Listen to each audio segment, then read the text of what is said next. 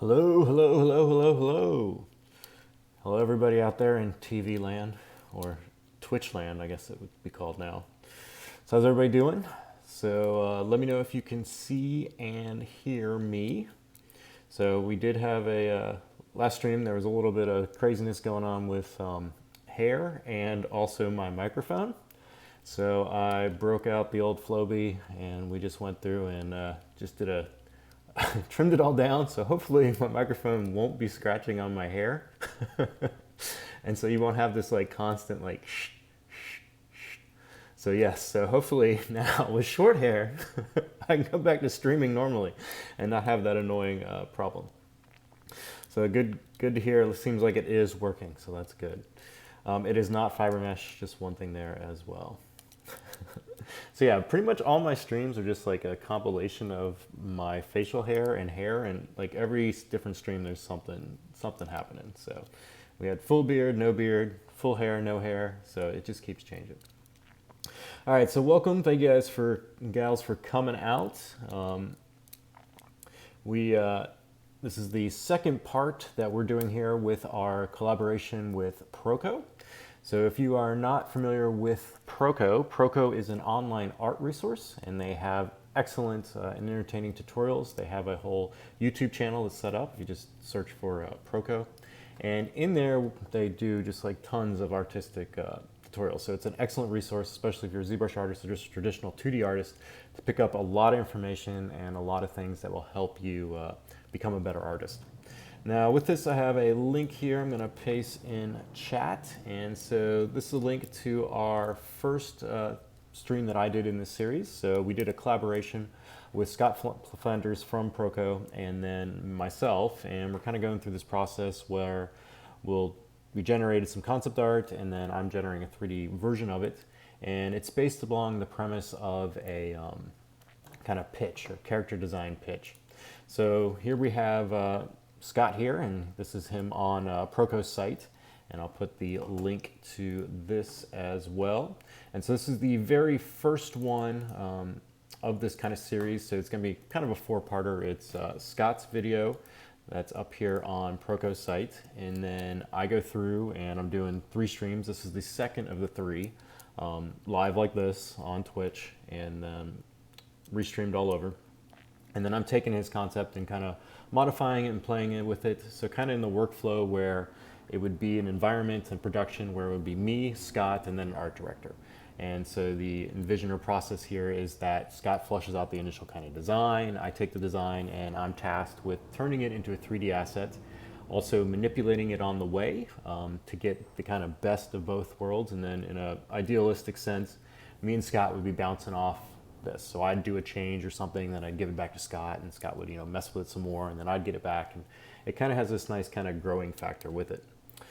So here I have the just image here of the concept that Scott finished out, and then I've been going through on the streams and doing this.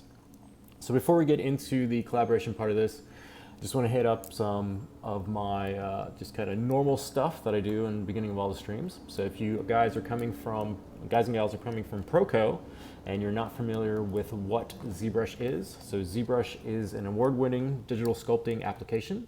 So we're used in films, games, movies, toys, collectibles, dental, art restoration, medical. So pretty much anything that has like detailed CG assets, ZBrush has probably been used in the process somewhere there.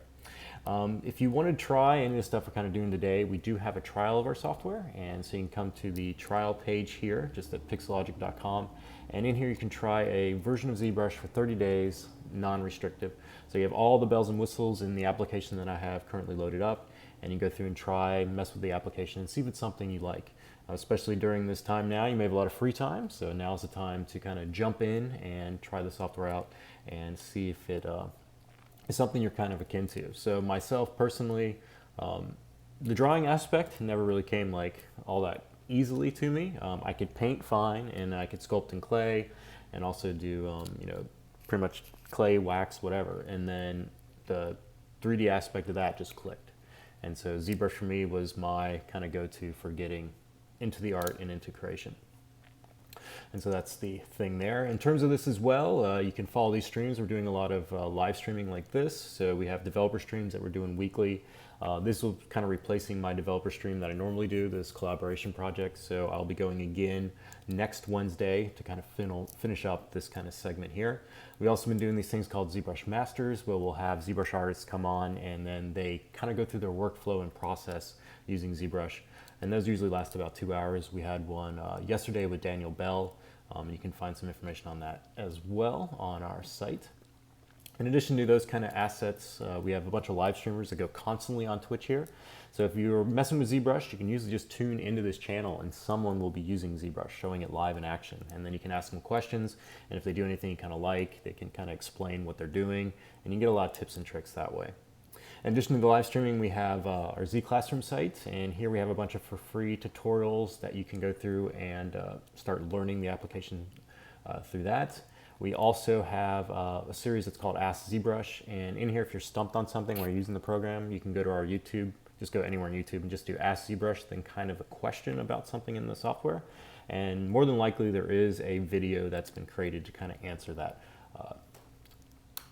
question you have. We also have our forums, which are ZBrushCentral.com. And in here, you can also come through and see some of the other great artwork that's been created with ZBrush. And so there's a bunch of excellent artwork posted on here, and then you can come through and ask artists, hey, how'd you do that? So we have a graceful and grateful community that's very generous. And so oftentimes, even in the chat here, people will be going through and answering questions if you guys have them. And so we have a really great community of artists that are all into this kind of idea of inspiring and learning and continuing to grow and making their art better, and using ZBrush as the tool set.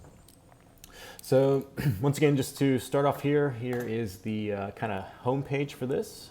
And I'll put the link in the chat one more time here if you're just joining in. Let's go ahead and get that in here. And so you can come through and get to this page here. This will give you the links to all the information for this collaboration. So we have Scott Flanders and Proko. And then in here you have the video you can watch, which is the first set of this collaboration, which is on Proko's YouTube channel there. And then this is, we have past streams from Friday. You can also click this right here to watch that first stream, so the one I did last Friday. And then of course we have today's, and next, the final one will be on May 20th. And then we also have more information on Proko down here. You can click on and find info on that. All right, so during this, I'm gonna try to answer questions, but it gets kind of chaotic in here. And so I have a bunch of stuff I wanna cover. So I may not get to everything. So if you have a question and I don't see it, I apologize in advance. So to start out first, this is kind of where I left off during the last session. Get some water here from my Pixologic swill bottle. And the first session I kind of walked through the kind of process. And one thing I do when I'm kind of generating art this way is I don't dive into kind of final stuff until the very end.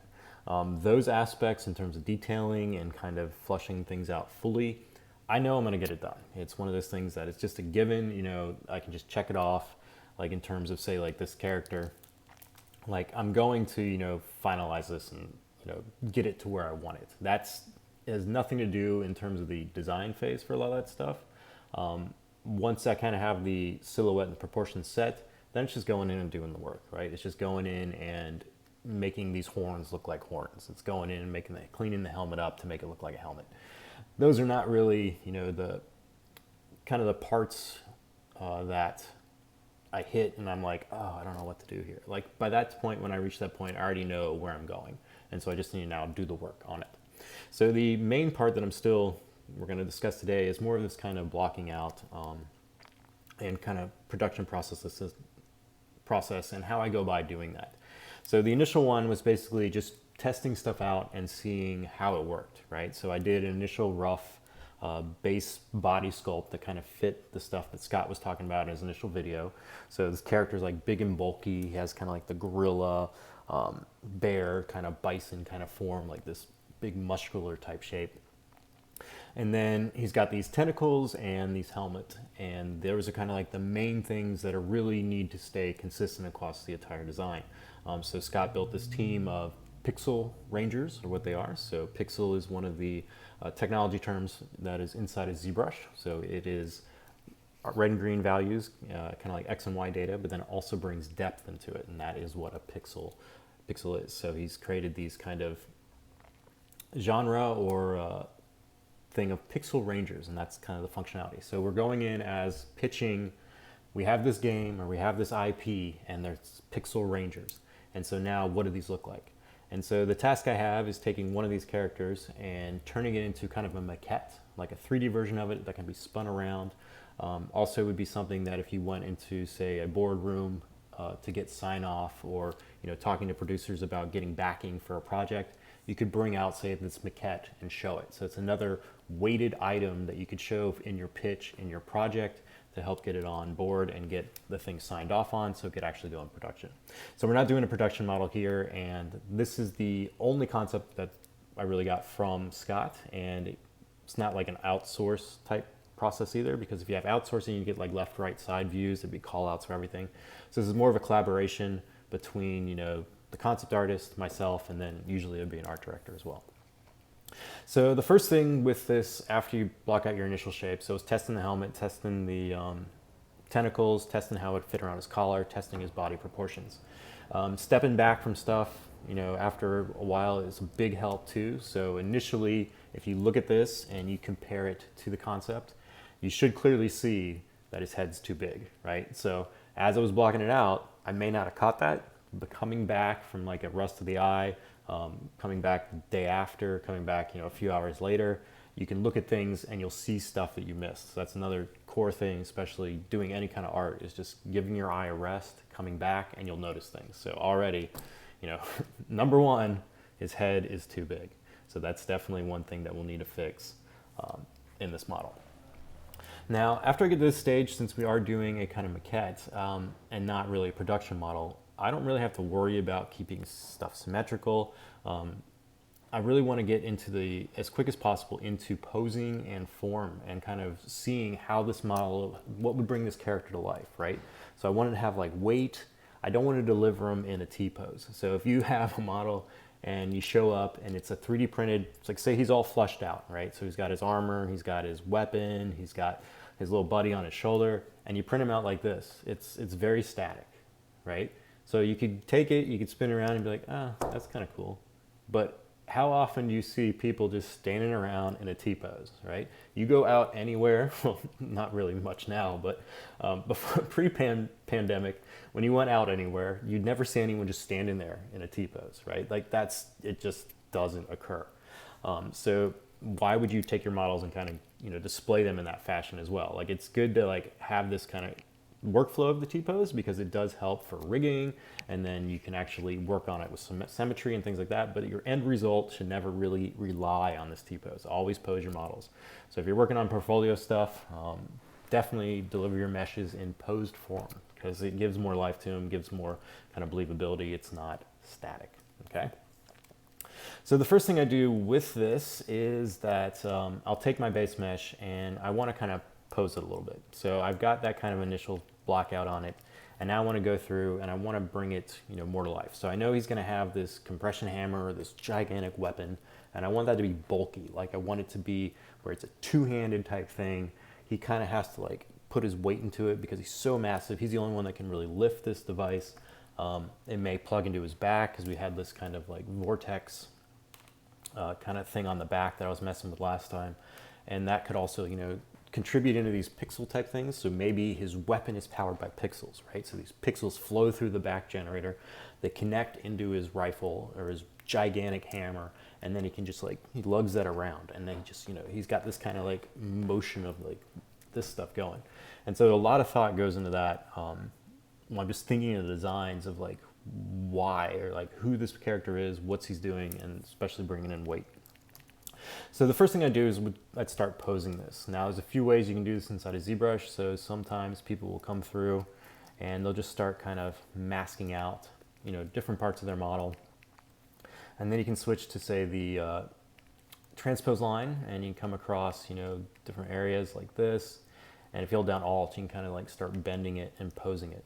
So you can use this to kind of come through and pose a mesh out. Now this works fine for most times. If you have a model that's kind of segmented, it works a little bit better.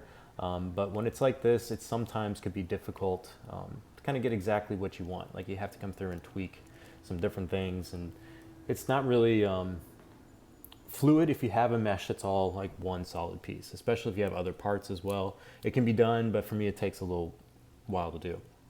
So what I like doing is inside of ZBrush is I'll rig this in ZBrush with ZSpheres. And so with this, I'll get back here to my T-pose, and I'll just clear this. And I'll just append in a ZSphere here.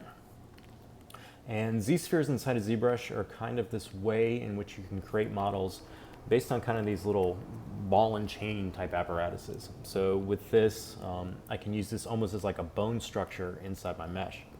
So I can take my mesh, take this little part here and move it, scale it down a little bit to kind of give myself a root bone in the model here. I also turn on transparency to kind of see where that is, and I want it pretty low. So somewhere around here.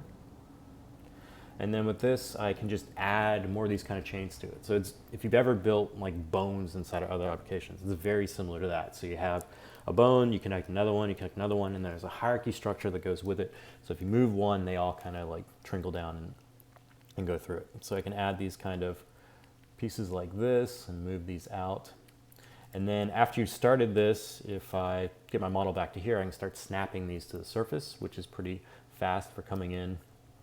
And make sure I have one of these selected, and then click and drag, and these will just snap to the surface. And so the process here is that I'm just adding these little ZSpheres to my mesh here. And this is basically just allowing me to create a quick rig.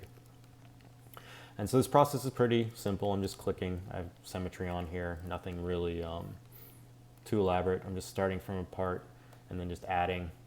And then for this model too, as you can see, like the earlier stages, I cut off the head. So I don't really need the head because he's gonna have that mask on. So it's not one thing that I'm really concerned about. And then with this, I just come down and I'm just generating this kind of rough maquette structure for my model. And then after I have these kind of drawn out on the surface, which is the default kind of place, if you draw a Z-sphere and you have another mesh visible, it's gonna snap to it.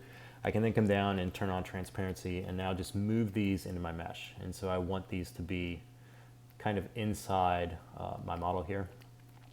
So just coming through and make sure I don't have these masked. I'm just filling these into my forms. Now the size of these don't really matter during this process. You just want to make sure they're not really close to each other, so you have parts you can kind of manipulate and change. And just want to make sure these are all kind of like living in your mesh too. And you can always change these too if you see the stuff not working exactly how you want them to be. That's where you're getting the happy little trees. Now after you have your kind of rig set up in there, we can now take this rig and bind it to our model. So to do this, I just need to have my base selected, and I'm just going to clone this off so I get another version of it at the top here. And then I'm going to select my little Z-sphere guy here. I'm going to go down to this rigging area, and now I'm going to select mesh and click that one I cloned. And then I'm going to bind the mesh. And now I should have this translucent type aspect. And now with this, if I come through and I start rotating any of these bones, let me turn off my initial model here.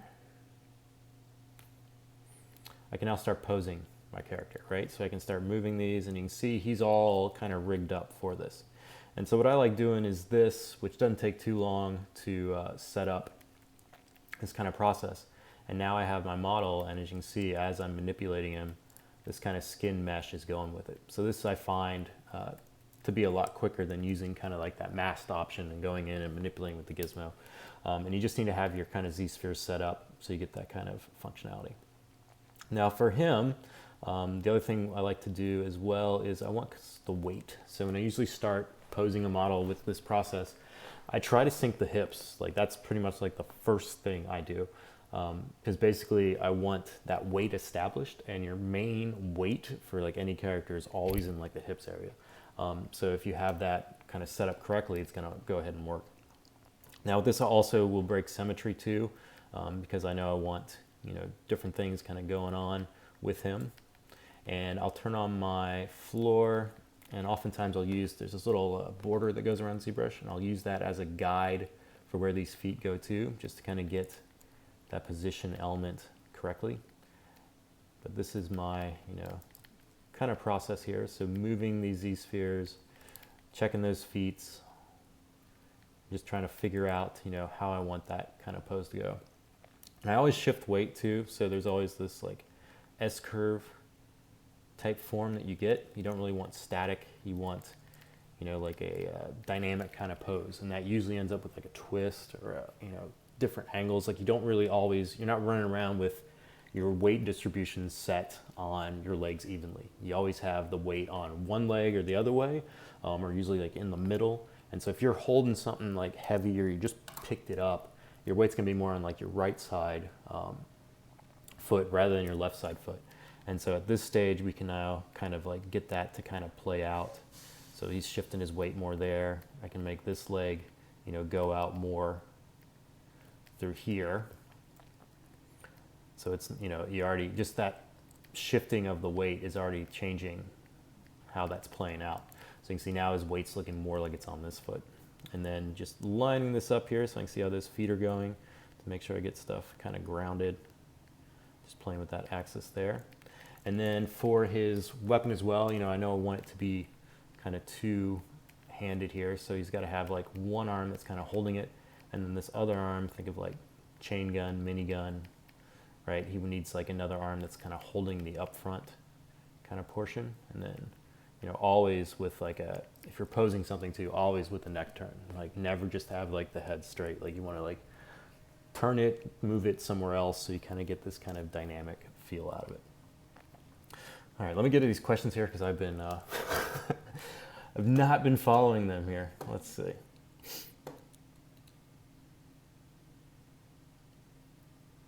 See, Rue is in here answering questions already. Thank you, Rue.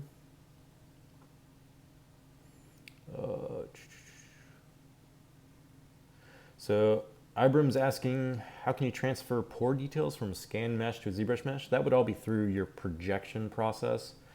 You could also use some of the project history brush as well, and kind of project details from one mesh to another. As long as you live in the same space, you're always going to be able to project the details.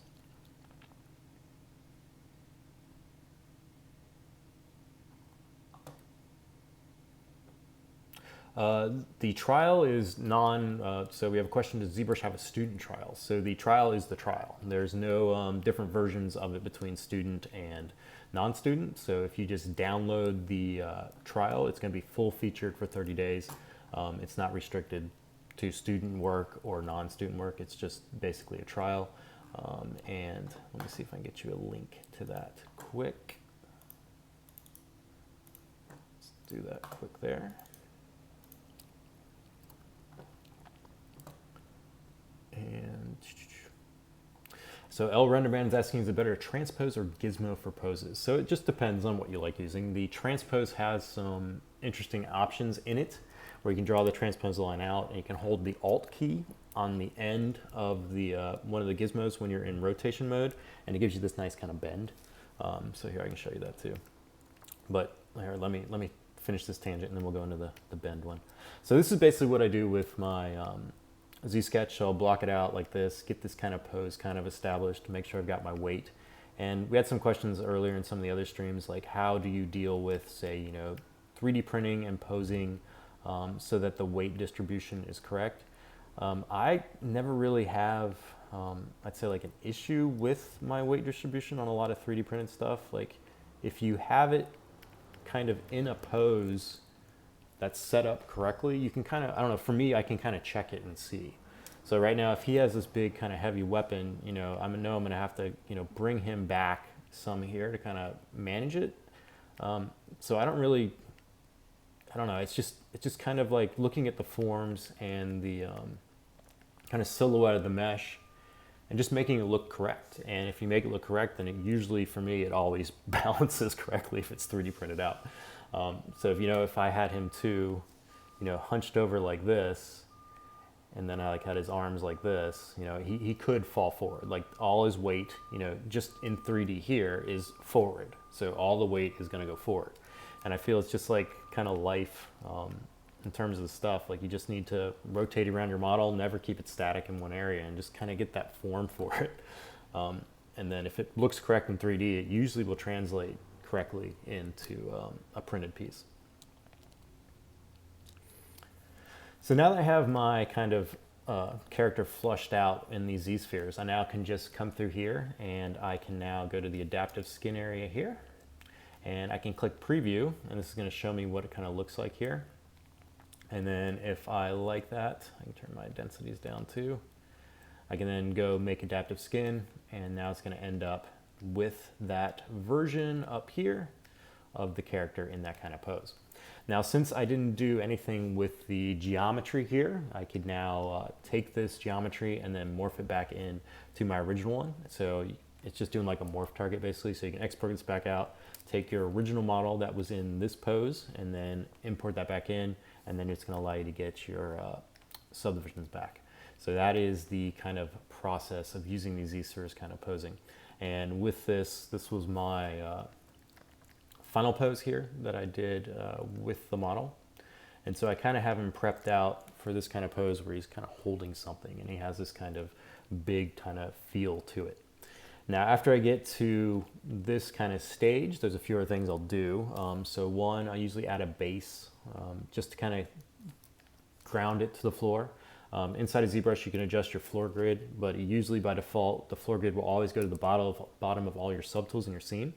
And so sometimes this isn't helpful in terms of seeing how things fit in your scene here. And one thing that, you know, I try to always get on my meshes is the kind of feel for the grounding of it. Like I don't like it when feet are like not stationary.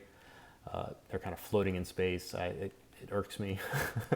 So I end up doing a lot of this kind of process where I'll add stuff to ground, clip the feet out, just to kind of make sure I have some sort of like grounding process to my model here. And this also brings, you know, just another kind of display item for this, because if it's 3D printed out to be used as a maquette to get a sign off for this IP, you know, I kind of can envision like it's going to be on a base, right? And so the base might be circular, and so now I'm kind of seeing the piece as a whole rather than little parts. Looking at these questions quick.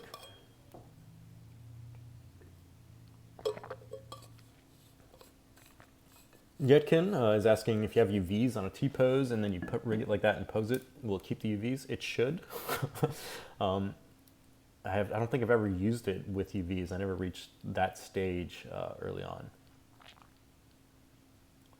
on. Billy's asking, when you do a rib cage out of many ZSpheres, do I usually do a rib cage out of many ZSpheres or just one? It just depends how much geometry you have in there. Like this model, I knew when I went into his, with his original pose here, these parts right through here, they don't contain a lot of mesh. Right? So I have this nice airy nature to this A pose. So I have enough clarity in here. These places aren't going to get confused. So if I had one ZSphere here, I knew that this wasn't going to get confused over here. So just if you have it modeled where you have enough space, the ZSphere stuff will be fine. If it's close, then you'd have to come in and add a little more ZSpheres to add more weighting in those parts. But the more you add, remember the more kind of control you're going to get, and sometimes you don't want that. So it's very similar to sculpting on a very high resolution mesh. Like you're going to get a lot of clarity out of that brush stroke, but you're not going to be able to smooth as fast because you just have way too much detail. So it's kind of a trade-off in that kind of process. And for the posing that I'll end up doing on this, like this guy here, I know this isn't going to be my final for this. So as in anything, any rig, if you don't have like this really great understanding of rigging and you manually go in there and you move vertices and you have edge loops set up to control like how things deform and everything like that, you're always gonna have to go up and clean up that sculpt at a certain point. So with this one here, I'm just looking at the kind of silhouette and the form of how this is looking, and I'm not concerned about all the kind of messy stuff that's happening in here, right? Like, so like this area here obviously deformed his, you know, his biceps. And so to form this, to form that, his pectorals. So it definitely modified that. For this model too, he's gonna have armor on that's covering up a lot of that. He's gonna have cloth that's covering up everything. And so it's gonna, it's all gonna play out and work in the end. So I'm not gonna spend a lot of time, being finicky and messing with, hey, this muscle doesn't look right. Let me go in and fix that for, just the sake of fixing it right now.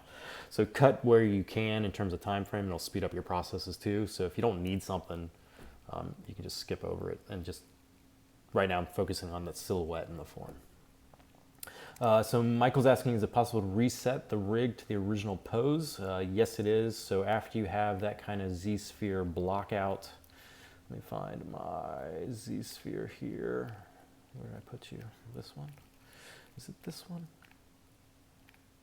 If you go to the rigging area and you get out of my adaptive skin and you get out of bind mesh, it returns back to the T-pose, the original one you had. So you can definitely do that. You can also use this with morph targets or layers as well. So there's a bunch of functionality you can do with the Z-sphere rig. And for this model, something like this, it saved a lot of time in terms of rigging. And then I got what I want out of it, very quickly, rather than spending a lot of time. Sumit's asking, can you Z-sphere pose multiple subtools altogether? If you merge them all together, you can then do that, but you will not be able to do it across multiple subtools. So it's only going to work with one mesh. And so as you see, I had to take my mesh and I cloned it to make it a new tool at the top here. And then I selected my Z-sphere one and I bound it to this tool up here. So you kind of have to bind it to a subtool, and then it'll give you that one. So you have one as like a reference, and then you have another one that you kind of bind to it.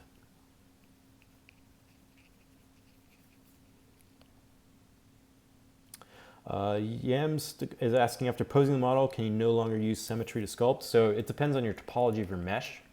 So this one was symmetrical, so it is possible that I could come up to the transform area here, activate symmetry, and use posable symmetry.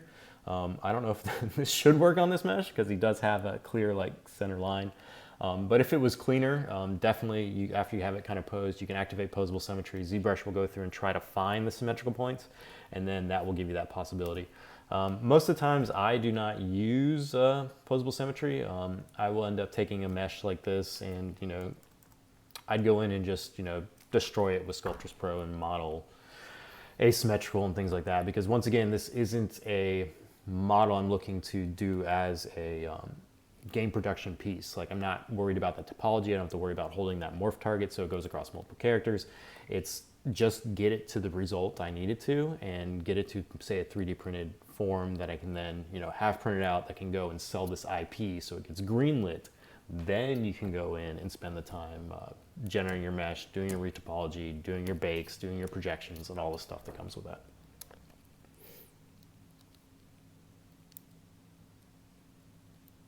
So Randy, you could keep that as a separate subtool, but basically after you've converted it, so Randy's asking, could you re-rig or repose with that Z-sphere after you're done with it? After you activate that adaptive skin and convert it, that Z-sphere is no longer linked to this mesh anymore. So you would have to go back to it. Now, if you still have it in kind of preview mode, you can still mess with it, but if you sculpt on your model and then go back to repose it, it's going to remove your sculptural stuff. So it's kind of a one-way streak. So you kind of want to use it to your advantage, but you're not going to be able to go back in and tweak it per se. You'd have to, take that. You could take that rig, and if it's in that pose, you could rebind it and then do that same process again. But it's not going to be kind of how, since you're manipulating the model after you've got it posed, it's going to change stuff and it breaks the link. So you wouldn't be able to do exactly what you're kind of looking for there. So question, do I use Transpose Master now? So for this model, no, I would not. So a lot of the main thing here that's going to be deformed is the character itself. And then the other things I'm doing now, I'm just going to add on top of it and trying to get these things. So as for this base here, the next thing I would do is I'd go to my kind of original mesh here. And I'll do a lot of this during my production kind of stuff. So I have, multiple tools that were just kind of basing out that initial block out, right? And so this is kind of how I'll end up working. So I'll have multiple files, and one file will say be a posed version of this mesh, and then another file will just be the T-posed. And so this allows me to say model in the T-pose one, and then I can take those assets and put them on the pose one and see what it looks like. And for this too, for this entire thing I'm still working on right now, is I want to get the shapes and forms kind of flushed out. So I'm not making final assets. I'm making stuff to test the shapes, to test the silhouettes, to get me to that level I need to be before I go in and refine everything. And if you don't have that done, if you go in and start refining, it's just going to start making a mess. So I have these parts here, my different little elements, and what I'll do now is I'll take these and I'll just merge them together. So this is just a simple merge. I'll come down here, do a merge visible. This is going to give me everything now in this one little shape here. And then I'll come back to my posed version and I'll append those into my scene. So here I have my merged kind of head here. And then I'll take this and I'm just going to start, manipulating it. So once again, it was a little bit too big, so now I can scale that kind of down, and I can play with how this is fitting in my design here. And so this is kind of the process I'll go through with this. So I got that initial kind of block out with my shape, and then now I've added this pose to it, and now I'm starting to bring or build this character and kind of bring him to life, right? So now he's got this pose and he's looking more kind of into what he is. He's not this static A pose anymore. And now I'm starting to add these different elements to it. So now these you can tweak. Even though I'd merged them all together, I can definitely break them back out. So I know we talked about briefly that I'll go through and just kind of split things up. So I had them all kind of grouped in these different parts. So these I can then split, and now it's going to give me separate subtools for all these. And so now I can say take this back one, which definitely I want this to be larger because it is that kind of vortex system that may be like coming through and it's sucking in the pixels, and then that pixels are used to power his weapon. So that's one main thing I kind of want to flush out through there.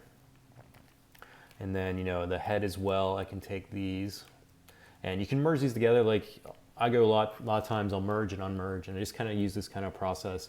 You can definitely select multiple subtools and move them, but sometimes, if they don't have subdivisions, they're just here to kind of establish forms, I'll just merge them temporarily. So I know I have my 3 visor parts here, so I'll do merge downs on this to get that all as one. And now I can manipulate all these together and kind of see how I'm going to get that kind of head to like turn a little bit. Like I don't want it static, so I want to make sure he has some sort of kind of head nod, like he's looking towards the direction that he may be holding this kind of big rifle. My hair went away. It was messing with the recording. And then now I can play with, more of this kind of form stuff, pulling these out and kind of seeing, how this is going to work. We talked about in the last one, occlusion into objects too. So I don't really want it to occlude, too much. So I may need to change some of my design now at this end, just to kind of make sure it fits together. And then of course all my little tentacles are here, all as separate parts, so I can definitely conform his little tentacle scarf here, so it works out. But you can kind of see how I'm already starting to get a better feel for this character just by posing it and then now adding these elements back. Now at this stage, I'll come through and want to mess with the hands. So I've got my main pose, and then you'll see I've left the hands kind of static. Well, these are not where I want these hands. I want them to be, holding, his weapon, right? So my initial thought for this is that he's got 2 handles, right? He's got one handle in the back, one handle in the front. There may be a thumb button on one of them that's going to end up, firing the weapon, releasing the firing mechanism. The other one may have a trigger type apparatus that may do the charging part. So there's like a charge and then a release and a charge and a release. So think about all that stuff too as I'm modeling this. Like, how would this function? Like, I don't just want to make a shape and then go with it. I want to make sure that I make the shape and then make it also plausible or believable in terms of its reality. Even though it's a fictional character, we still want, if he has a weapon and it's just 2 sticks, well, how are you shooting it? Like, how do you activate it? Is it mental activation? Does he do something?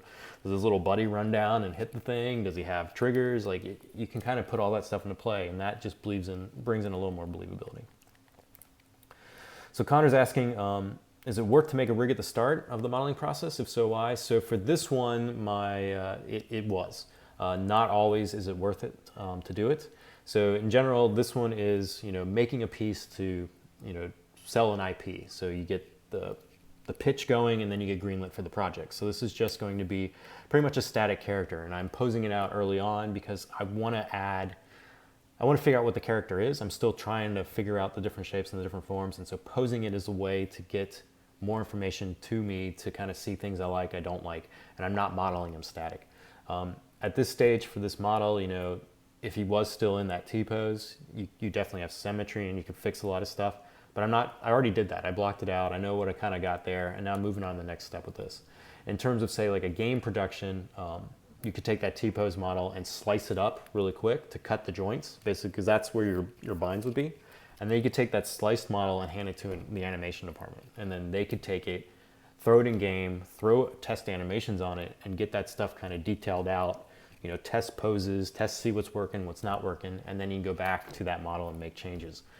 So I always found that when working in production, definitely involving animation, especially if it's a production model, early on as possible is a huge benefit, because if you go through your entire modeling process and then it goes to animation and animation's like, this doesn't work, then you now have to go all the way back and make those changes. And those changes, if you're all the way at the end step, now involves rebaking all your maps, maybe doing retopology, maybe changing entire things, maybe resetting all your map layouts. So there's a lot of kind of things that go into that kind of final asset in a production environment. So definitely getting stuff as quick as possible out to other views and other subjects to test is a big thing. So now that I've got this, talk about hands. And so hands is the other one. Like, they're going to be some of the key elements that you'll notice quickly, that people will notice quickly on a character if they're wrong. So eyes are one, hands are the next one. Like, those are the two things, like, as human beings, you kind of look at. You look at faces and you look at hands. And you can instantly know, oh, that character's got sausage fingers, or, oh man, what happened to that hand? It looks like her hand's like a garden rake. So those are those big things that kind of come through, and it's definitely things that are noticed. So that's one thing I want to flesh out first. So I've got the kind of pose. We've got his kind of upper head. So your eye, initially for this character, it's going to hit, those kind of areas. And then it's going to go to the hands. Make sure that his hands are correct. So what I do with the hands, since I didn't rig them with ZSpheres, I could go through and move them manually, like using the mask and unmask. But I don't find that often gives me the control I desire for hands. So I know how I want them to function. And I basically want to be a mass, right? So he's going to be holding, this weapon. So this is kind of the, position we want on it. So we've got a cylindrical object that's going to be going through his hand, and then you have fingers wrapping around it. That's the goal. That's what I want. And I want that, on both hands. Even if they have a trigger, I just bring out the thumb later, change it, and do whatever I need to do. But basically, thumbs gripping around the weapon. So I go back to my modified base version of this here. So this one here, let's see. Let me hide these guys here. And this is why I always keep, you'll see my subtool lists are always just lots of subtools. And this is because I'll duplicate. I duplicate more than anything else. I'll save appended files and I'll duplicate subtools. And I use this process well more than layers. Like if I have something that I want to change, I'll duplicate the subtool. Because then I know that if it's the same mesh, I can always morph it back through an import-export. I can also project back to it through that other subtool. And one thing I can't, hit enough on in terms of ZBrush stuff, if you have anything, you can always project it. And projection will get that detail back to where you need it. So that's why I end up duplicating a lot of stuff. So here I have my kind of body here, and this is the one that's got subdivisions on it. So with this, I just want to focus on the hand. So I've got the pose like this, but now I want to focus on the hand. And so for this mesh, what I can do is for the pose version, I just cut off the hands, and then I'm going to put a replacement hand into both sections. Now these hands themselves too are also going to be in gloves. So this is another thing that you can do where I don't have to have these hands posed in this version. I can do another hand just separately and then put it in and put it where it needs to go. So I go back to my kind of group mesh here. I'm going to delete the subdivisions on this. And another thing too with subdivisions, if you delete them, if your mesh was clean to begin with, you can also get reconstructed and bring them back. So this is one thing here that, you know, if you delete a subdivision or get rid of it, you know, it's not the end of the world. You can always project back. You can zero mesh this model. There's a lot of ways to get subdivision levels back. So it's not one of the things that I'm, you know, usually concerned about. So now what I'm going to do, I'm just going to take the hand. I want to segment it out. So I'm going to do this with the select lasso brush here. I'm just going to come through and select one of the hands here. And I'm going to turn off symmetry and get rid of this other side. And basically with this, I just want, you know, to the wrist. So I want like this area up, because I know I already have the arm, right, for the thing. So I just want this segment up, because this is where I want that bend, right? If I have just this blocking off, this is a natural break point, right? So now this is all straight, and then this I can now, you know, determine, you know, which way I want that hand to go. So that's where I'd end up looking for my kind of segment here. If I kind of hid too much, I can hit Control Shift and X, which will expand it out. And so I can grow this out a little bit more and get it to where I kind of want it to be without having to bring everything back. And then I'll come through and just hide some of that part like that. And I'm just kind of breaking it on that line there. And after I have this broken, I now just want to apply a new polygroup to it. So I just hit Control W, and then I bring everything back. So now I have my one hand and I have the rest of the body. So now what I want to do is I want to take this hand and break it off from the rest of the mesh. And there's a few ways you can kind of do this. The easiest way is just to hide that, and then we'll go to geometry and then just delete hidden, and then we're going to do a close holes.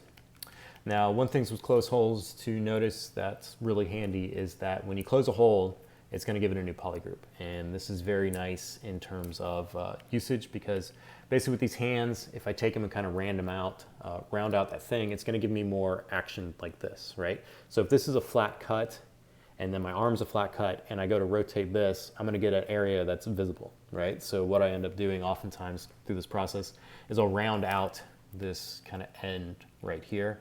And so for this, I can just mask that and unmask it, and then I'll just go in, even with Sculptris Pro right now, it's fine, because I'm not concerned about the topology, keeping it, and I'll just kind of bring this out a little here, and maybe smooth it down some. And then we'll give this all the same polygroup. So I kind of make this little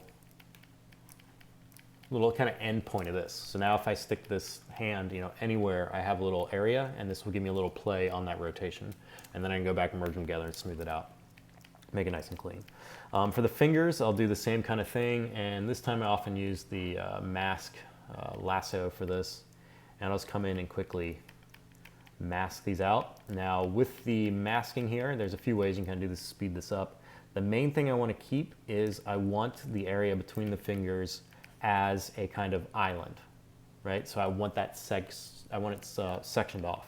So I don't want my fingers, you know, ending up merging together. I want to make sure that I keep a clear area between the middle. So I'll apply some masking to the areas like this, Control W to give them a new polygroup, and then just hide them really quick. Make sure I set the poly there, and then I'll go in and I'll get another finger in here. And then just checking to make sure I keep that island. Now these don't have to be perfect, because basically I'm gonna do that same kind of process. I'm just trying to get them segmented out. Now if you built your model segment to begin with, you could just kind of skip this part too, but I usually end up like building solid, and then I'll go in and manipulate the form. Now let's go and grab these. And once again, make sure that you keep that little division. So I'm going to come back in and make sure that that is clear through there, because I want to make sure I have that division in the fingers. And then the last one.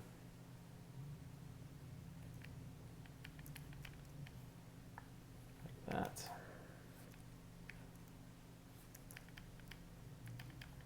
We just happen to end on the middle finger. Perfect. All right, so now I got all these kind of set up. Now, the next thing I want to do is I want to make these all their own little parts. So I want them segmented out. Now, if I came through and did a Dynamesh process, there is a groups option here. And what this would give me is if I Dynamesh them, you see I'm going to get my select rectangle brush. All these broken out as their own thing, but you notice that this is the same polygroup as this.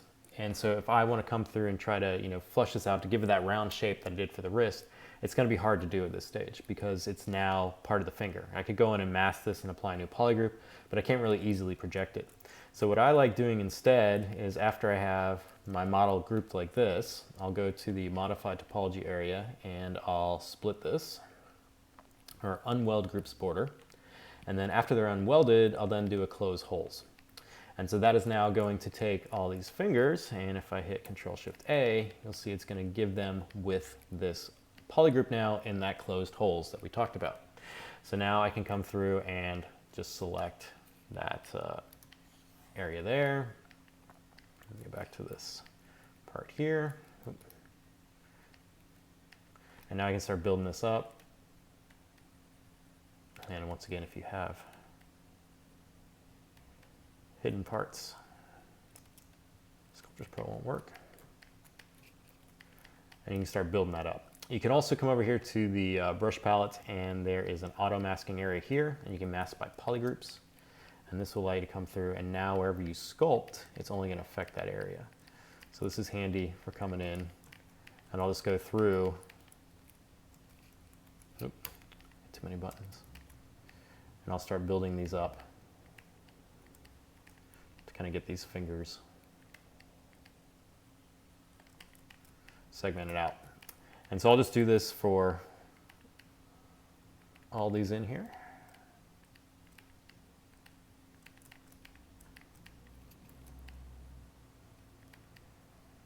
You get the happy little tree sculpting. And then finally for this one too.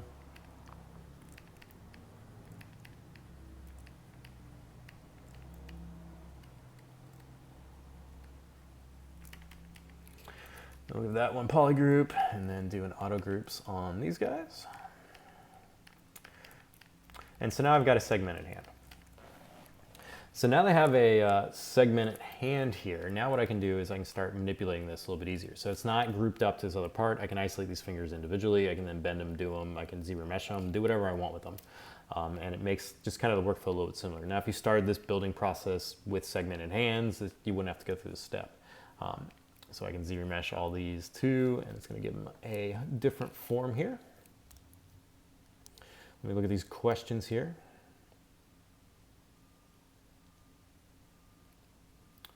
L. Renderman is asking, what's the use of reconstructing subdivisions? So there's some process inside of ZBrush that won't allow you to work with subdivisions. One example would be mirroring, right? So you can't mirror and weld with subdivisions, so you can freeze the subdivisions or delete your subdivisions, then mirror, and then reconstruct and get them back.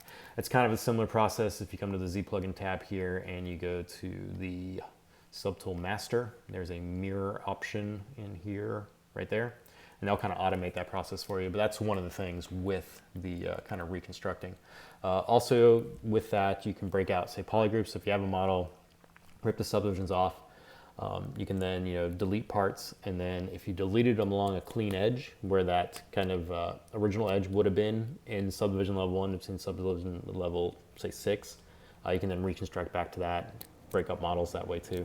It's just a handy thing because basically with subdivisions levels, it gives you the power to manipulate your forms at a lower level, and then the upper level is going to go with it. And it's a lot easier to manipulate shapes and change stuff when you only have few polygons versus 80 million polygons. If you try to make a large scale change on an 80 million polygon model, it's not going to go well because you just have too much information in that.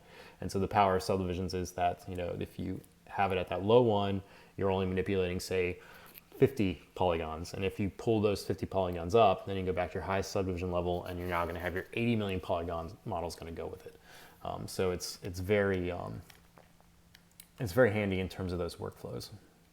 But there are some processes in ZBrush that don't like subdivision levels, so you need to get rid of them before you do that process, but then you can bring them back. Deformers, I think, as well, don't like subdivision levels. So with my hand here, let's get back to just hand. And what I did now is I just imported in a cylinder object, and this is going to be used as my base for my kind of positioning here. So I just take a cylinder object, and this is going to help me guide how these fingers are going to go around my mesh here, right? So as I move this into place here,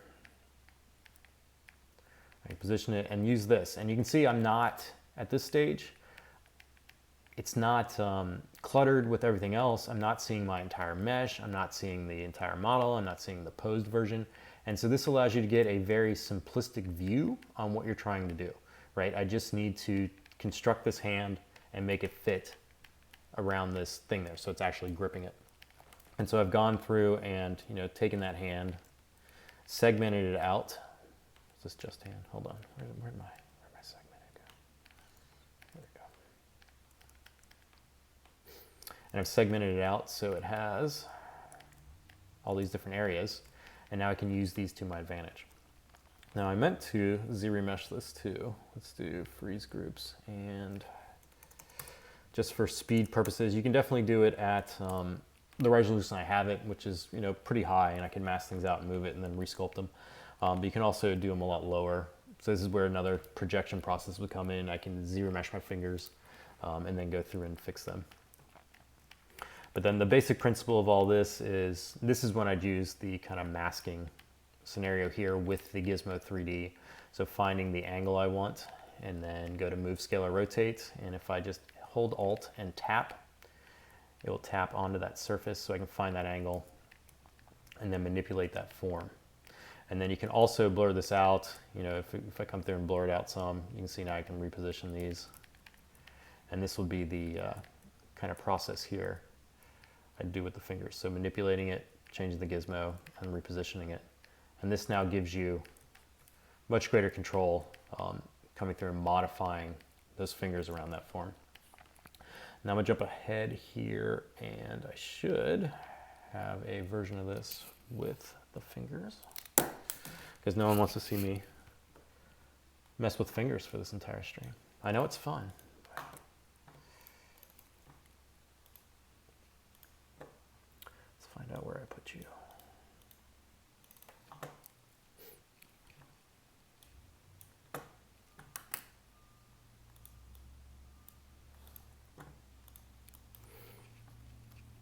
So here I have my my left hand and my right hand here, just to show you guys what these look like.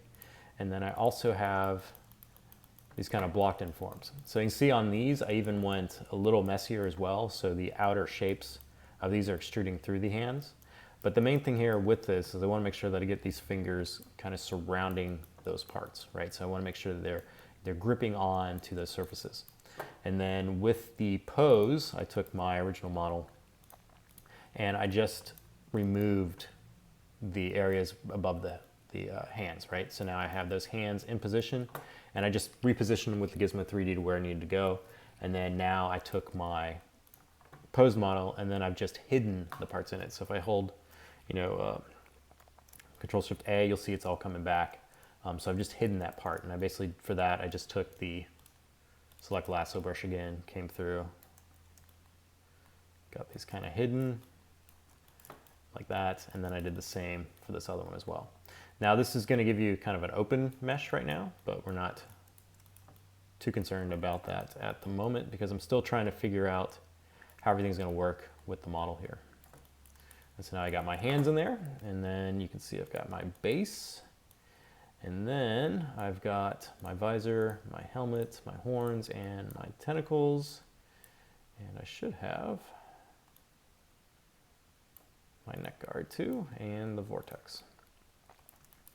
So now we've reached this with it. And so I posed the hands early in this stage too, because I don't want to deal with them later. Like I want to see them in there. If they're straight and kind of like fingers like this, it's not giving me my desired pose. And so as I'm rotating around this model to check the angles, if these are those straight hands, which looked like this, he's not getting the believability that he's holding stuff, right? So that's one of the things that I want to make sure is correct before I start doing anything else. So getting those hands kind of fleshed out, holding those different parts early on is another big thing. All right, let me check these questions here. It is a quarantine haircut. So yes, the last time I was in the stream, my hair was hitting my mic. So it had to go. It had to go. So I broke out the Flowbee and we just cut it down.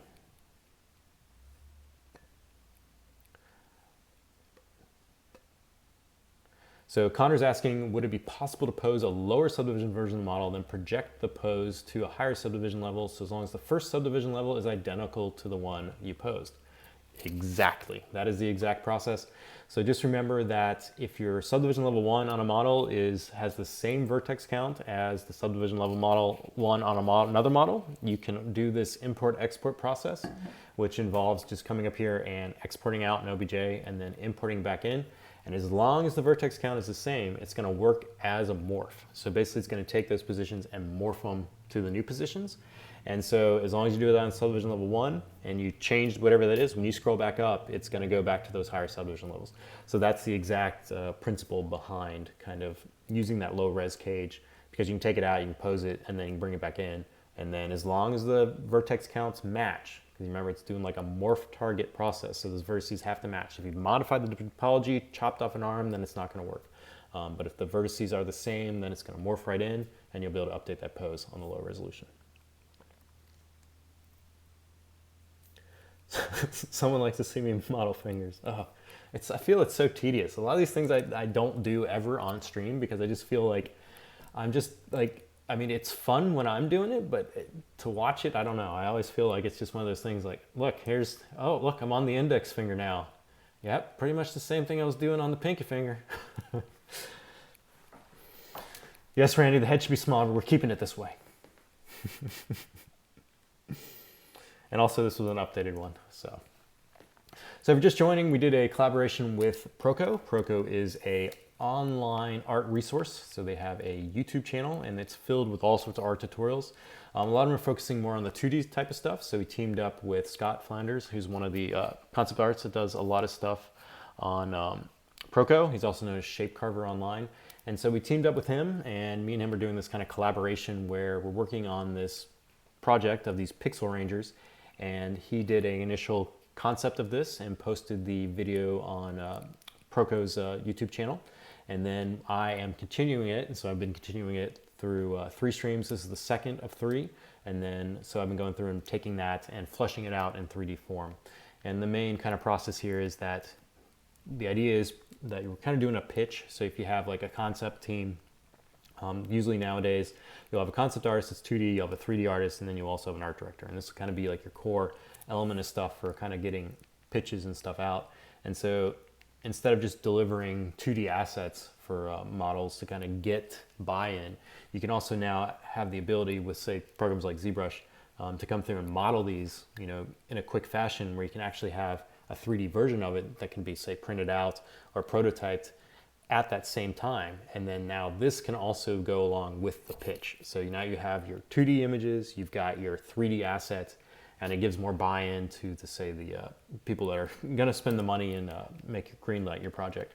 So it's just kind of a process that turns into my game stuff that I was doing a lot of, and I really enjoy it because basically you're working in collaboration with the concept artist and the art director. So it's not, say, like your kind of outsourced mentality where it's you have this strict thing that you have to follow and then you have to make sure that it matches exactly, which is the way a lot of production pieces are done. But in terms of this, you know, after doing that kind of stuff for so many years, I want to be able to add my own input to models, change things how I see fit, design elements too, and not just go purely by 2D concept. Because oftentimes 2D concept, you know, is sometimes the angles and stuff won't always match. So some of the shapes may be implausible. So you won't be able to get that kind of shape out of it. But if you work with 2D and 3D together, then you have a better strength and you also collaborate your ideas back and forth. And it just makes your model better as the end result. So I do a lot of things like that. So with my model here, now I want to add a little more parts to this, bring out some more assets. One thing I want to add here is that shoulder pad. So I'm going to take that, just a sphere here and add this in. And then for kind of manipulating this, I'll just take it and move it. And I just want just a simple shoulder pad design, just to see how it kind of is going to work. I think it's going to be fine because basically the character's now going to have this, like, the one arm's always in like kind of a gun pose, right? So we're not doing a game or a project that the character's going to be doing this, right? So that's just going to rip right through that shoulder pad. It's going to be like banging in his head. Like it needs to be a plausible scenario, and large shoulder pads often are plausible scenarios. But with this, I can test it too. So I'm just using the Gizmo 3D. I'm just coming in and clipping off some of the kind of edges here of this. So just making a quick shoulder pad here, and then maybe clipping that a little bit more, scaling it down some. I'm just seeing how it fits, how it works. If it's too large, too small, just kind of getting that kind of silhouette process going on here. And at this stage too, I'm still figuring things out. And so I talked about earlier, like going into details. I don't do that till the very end. Like the details, I know I can get done. Like that's not a question of that getting kind of finished out. It's this kind of stuff where if I go into early on details and it doesn't work, then it doesn't matter how many details I throw at it, it's not gonna work. So I wanna make sure that I get a lot of these things kind of fleshed out, early on. So with the shoulder pad, I wanna make sure that like this kind of curve through here is giving me a nice kind of silhouette, and it's coming off this kind of straight as well. So straight curve, a lot of stuff in there. And then I always spin stuff around too as I'm working on it, just to see how that silhouette is kind of working. Because if it's not working, I need to go change it. So just adding, little bits like that.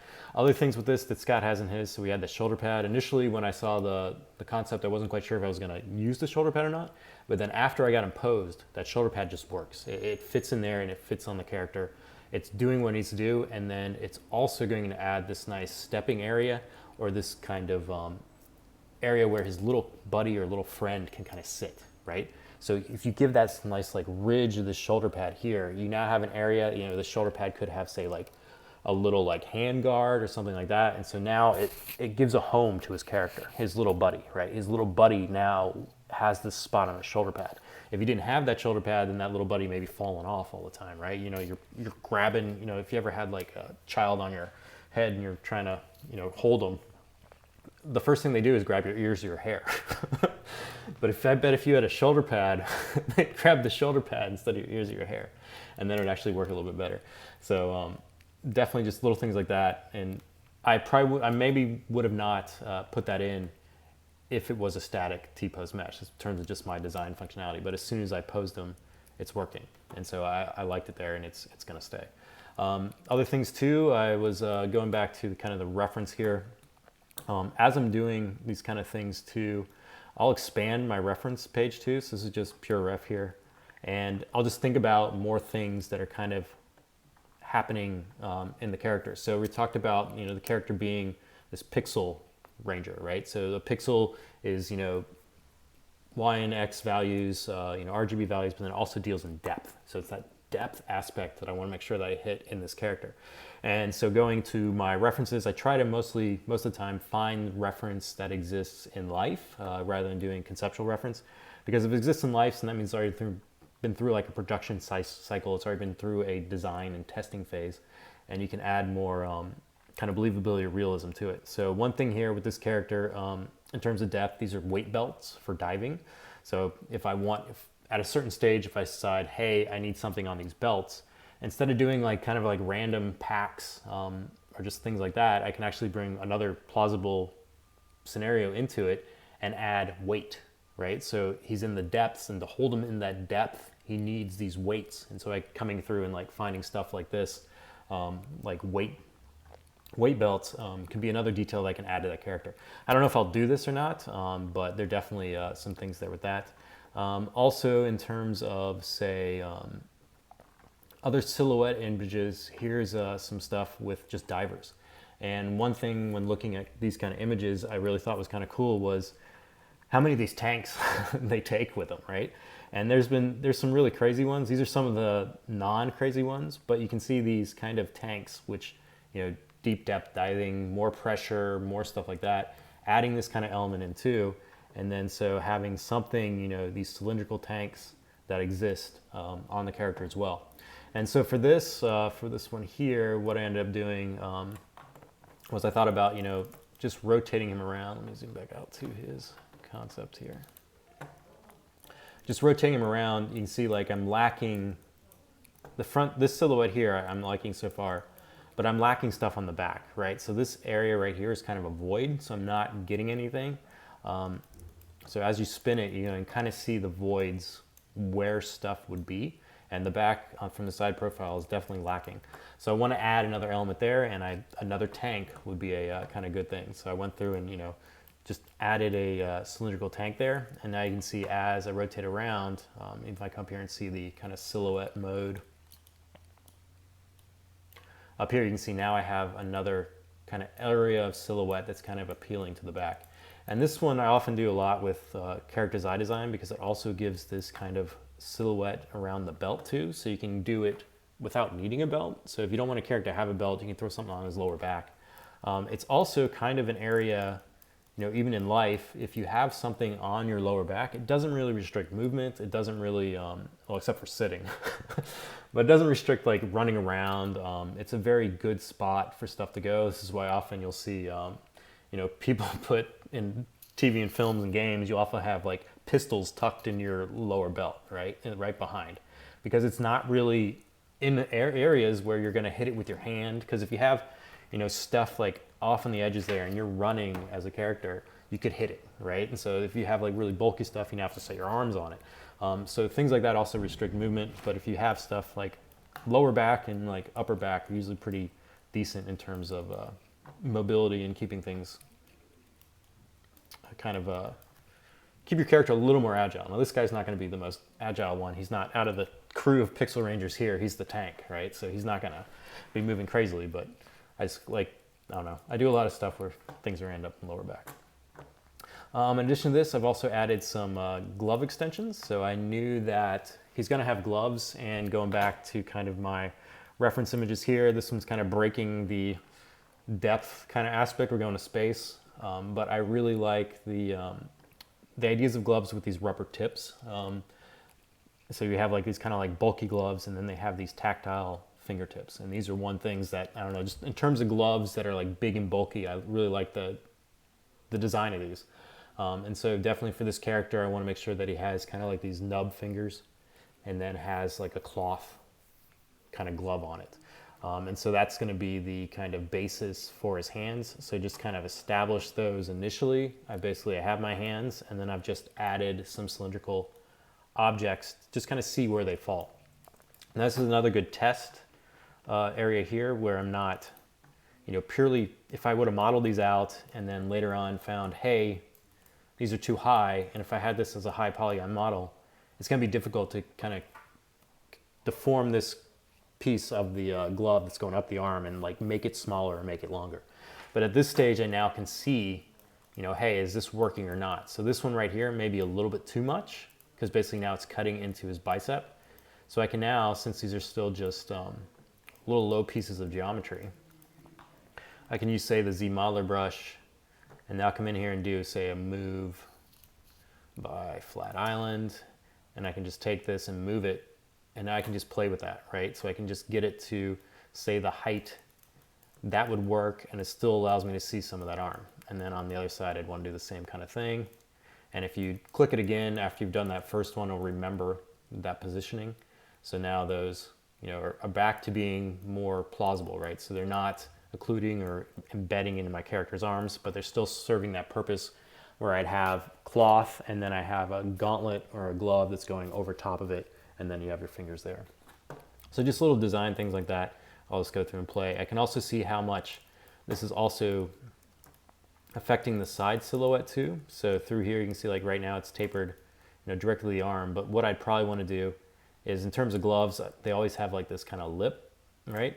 And so if you have a hand and you're kind of like this, your curvature or fall off where the glove's going to be, depending on where the tension is on your hand, this would probably be connected to your arm more, and this would be more floppy, right? So you can definitely tailor the glove this way too, and now you have a different kind of light catching source on that glove. And so this is also giving me another silhouette change on the side. So just experimenting with those kind of items too, to just see how, you know, things play out with your meshes and see what's working and what's not working. And this is all just done far before I go into detail, because I know I can model a glove. I can take, to model the glove, I just take this, make it one solid mesh, and just sculpt on it, and that would be the glove. But figuring out how it works and how it fits on the character is a higher priority than me just going and sculpting glove. Because if I mess up the glove, or I'd spend all that time in the glove and then find out he can't really wear the glove, then it's a waste. All right, so in addition to this, I've added some belts as well. And so for belts too, it's just cylindrical objects. So I'm not really spending a lot of time manipulating these. I find that in ZBrush, if you have something that's like a belt, keeping it as a cylinder gives you more kind of freedom with it. I could have gone through and just generated a single piece of topology and then added thickness to it, right? Like a real belt. The problem with this is if that I need to make a deformation or a large change on this shape, if I do that, I have the issue where I could come through and change the thickness on that belt. And I could skew it and make it look weird. And then I'd end up now with a belt that's really thick in some parts and then a belt that's thin in the others. If you keep it as like this solid ring, it also works better for, say, 3D printing stuff too. So if this character needs to be quickly concepted out, I know these are belts. These are a solid cylinder, right? But they still read as belts. And so you don't really need the thickness on some areas like that. You can kind of leave them like this quickly and they're gonna read. Same with the gloves. Like I don't need to have, you know, the gloves be hollow as they would. Like they still would read as pieces of cloth on your model. And it's also a lot quicker to just add a solid part. So little things there. All right, let's see what questions we got here.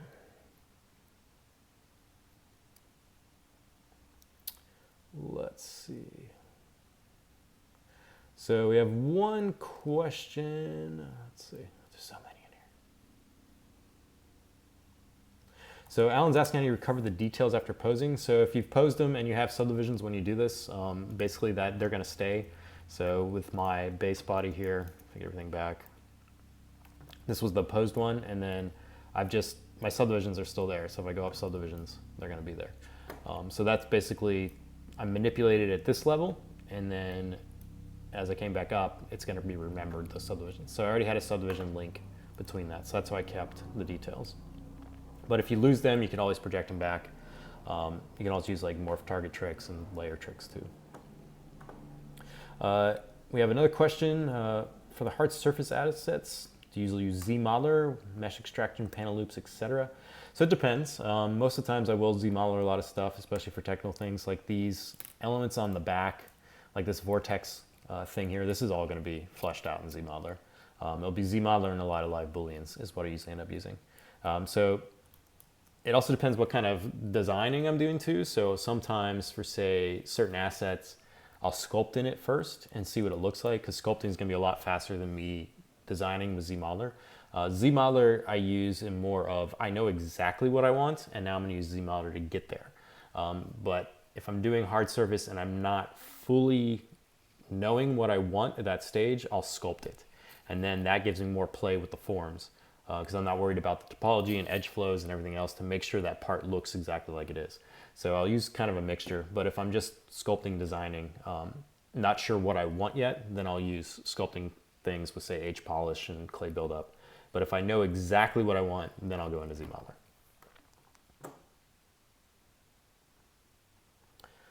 Let's see here.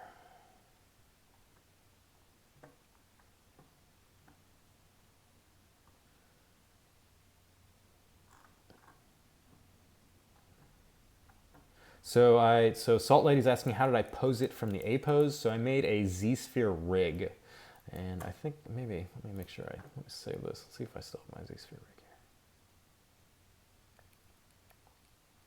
Wait for it, wait for it. Let's see if this is the one.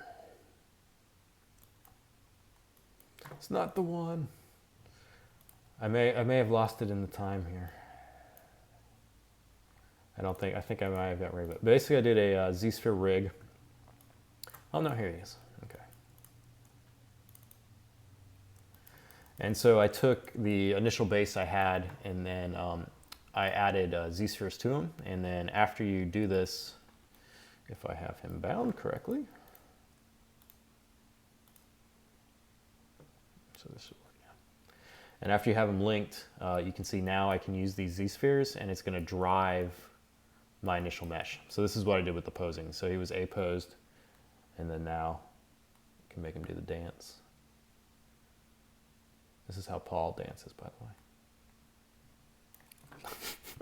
There you go. So it was just a Z-sphere rig with it. And so basically that allowed me to manipulate the mesh a little bit easier than coming through and masking and moving things. So it just quickly just made a Z-sphere and attachment surface. And I covered that initially in this stream too. And if you guys are just coming into the stream too, all these streams get replayed on YouTube. So you can go to our YouTube channel and rewatch these as well.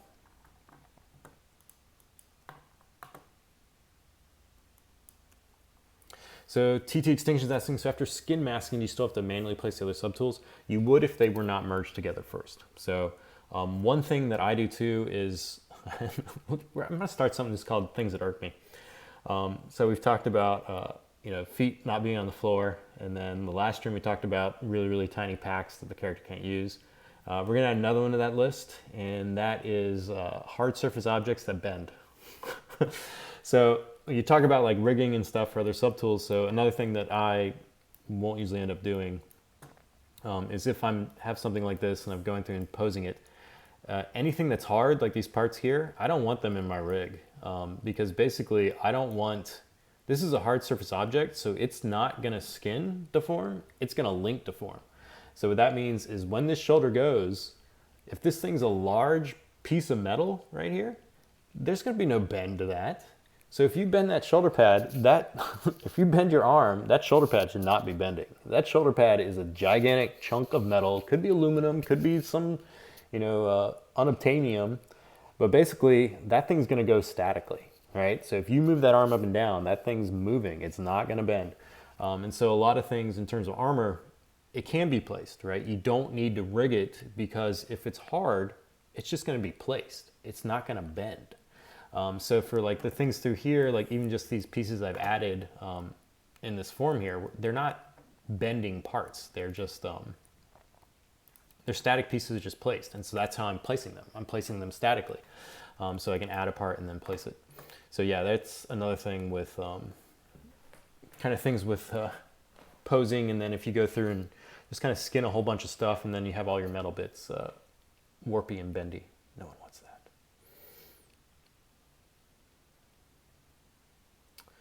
Wes is asking, perform operations such as relax or zero mesher. How do you avoid loss of volume on smaller polygroups fingers? So you're basically that process there is going to be determines of how much you're going to lose is going to be based on how much topology you have. If you try to zero mesh or smooth something that has a lot of polygons, you're going to lose less. But if you zero mesh something small, it's definitely going to lose it. In the I just turned off my monitor. Hold on. Got crazy. In the deformation area here, you have these little white circles, and these will allow you to tailor how much some of this stuff happens. So if you're smoothing things out, it's always by nature, if it's geometry, it's going to compress, right? You can bring it back with inflates, but it's always going to smooth in. So basically, you just need to turn down the amount of smoothing that you're doing. If you're using a smooth brush, you can adjust the intensity at the top, and then that will decrease that process less. But in general, anytime you perform a smoothing function, if the function is basically to smooth, it's going to compress. So just, it's always going to happen. You just got to kind of figure out ways around it. So Leanna is asking if I'm sticking to the exact pose and details as the original. So it is will be exact. So the main premise here is that it's not a kind of outsourced type project where there's a set of concept art and I need to match it. So this is more of a collaboration. So in terms of when Scott was designing the initial character, right here is his concept image, I told him to keep as loose as possible because I wanted to go in and then add my own stuff to it. And that's part of the fun in terms of this. So we're working in kind of like a prototype for a pitch where you'd have a concept artist and a 3D artist working together. And that's usually alongside an art director too. And you're kind of flushing out the design. So, Scott would have his initial drawing. The art director would come and say, hey, I really like the tentacles. I really like the helmet. But I don't know about, and I'm like, oh, well, what if we do this and this? And so this is my opportunity to take it and build on it, right? So it's still, I wanted to have that same kind of things the art director saw, still wants to fit that pixel ranger type attribute. I still want to hold things that I liked that Scott had originally, so that, you know, the bulking guy, his little buddy friend. So those things definitely need to stay, but then I also want to make sure that it works in 3D and add some other elements of a believability that I like putting into things. So bringing it, expanding the concept, I guess is a good term for it. So now at this stage, now that I have these kind of hands in here, I've got his pose here, and let me find out where I did with that. Let's jump ahead to my model here. Let's move you out of the way.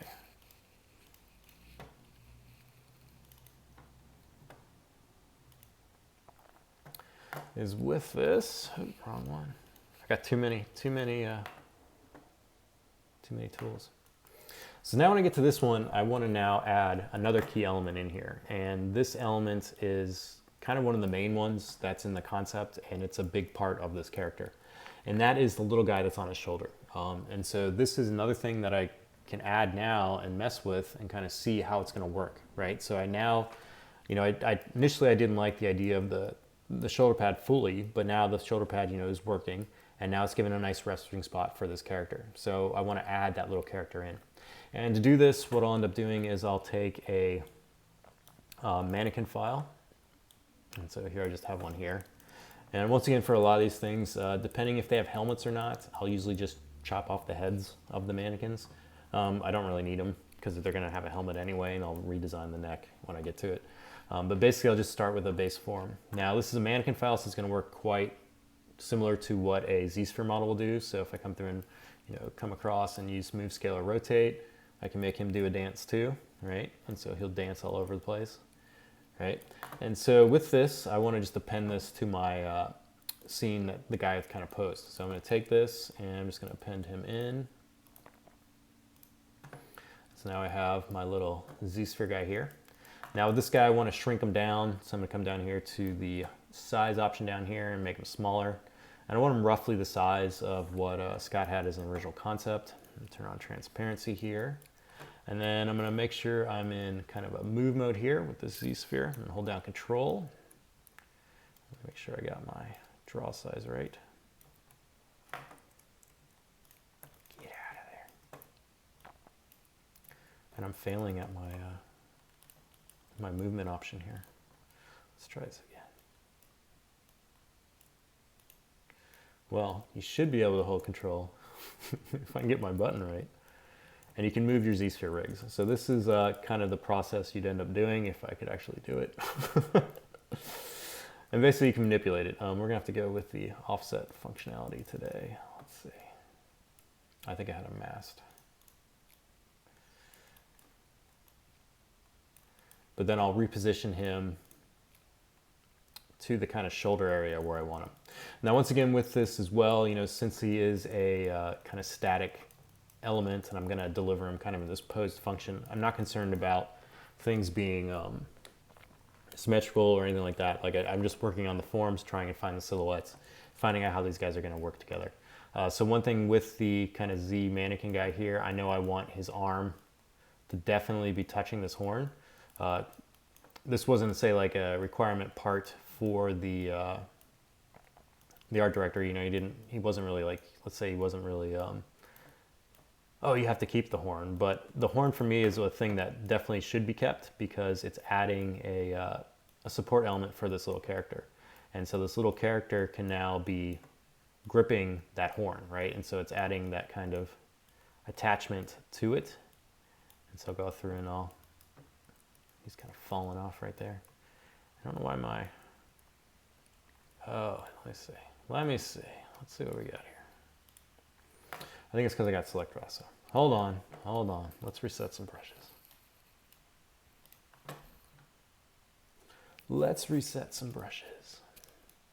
All right, let's try this again.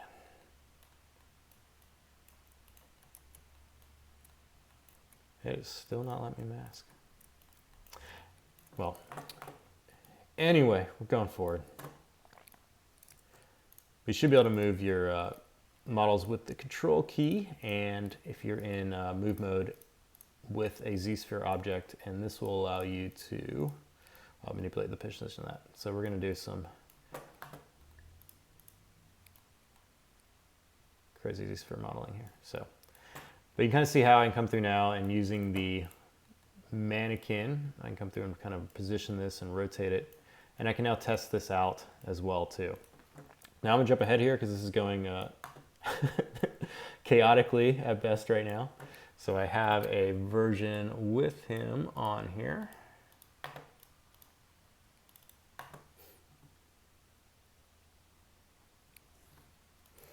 And so there, oh, we went too far. Hold on, let's get out of here. Let's hide some stuff. Quick, hide.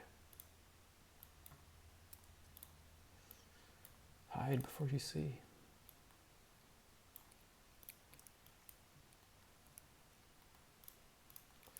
All right, so now I've added him in. And so this was all done with that ZSphere kind of stuff. For the helmet itself, it was just a copy of his initial helmet. So I selected this, I then duplicated it, and then I just moved it into position where it was at. So if I want to give him, say, another head here. And then after I got that initial kind of shape, I just went in with some quick sculpting to kind of detail that out. So that gave him this kind of look like this. And then for the kind of horn part as well, which is another kind of staple, I see this almost being like a boomerang type thing there. And we were talking about earlier, like what if his kind of thing with this character is that, you know, he's a little helper that'll help him on his shoulder there, but then he can also just grab him and just kind of chuck him. It might be like a certain ability that you can chuck his little guy through it. And so now I can kind of spin him around and see how that's working too. So the silhouette view is a native option that is inside of 2020. So if you have 2020, you can use that. And this will allow you to see kind of your modeling here. You have some options for your thumbnail view as well through here. You can turn it from silhouette to a non-silhouette. You can also change the size of it, and you can magnify it as well. So if you want to see what it would look like in pixel form, you can definitely do that too. This is also another helpful thing just in terms of seeing what reads at a lower resolution. So another kind of interesting way to view silhouette. So you can see I'm getting, you know, this reading, and his legs are reading, even his little buddy's reading. Everybody's reading. And so you kind of see what's useful and what's not useful on your character. Because if your character's going to be viewed at a certain length or distance, you want to make sure that you have stuff that's working. And then you can turn it on and off. You can also change your background color. So it's going to display the character in the opposite color of whatever the background is. So if I say set this to, you know, yellow, it's going to give me blue. You can set it to black and it'll give me white. So you can kind of use that to your advantage too and get a different silhouette view on that. So it's a good way to just get another view of your model, which is always helpful. I know if you're coming from a Proko site, you probably end up doing the mirroring flipping inside of, say, Photoshop. So that's another handy thing to kind of use.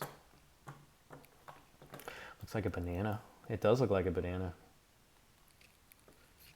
He's gonna get a weapon and then it won't be so banana-ish. He's a banana fighter. Banana fighter. All right, so now when I got to this stage, I'd then go up, you know, still trying to play with some stuff. I know we talked about, you know, earlier, some of the kind of design elements that I was also looking to kind of do on this.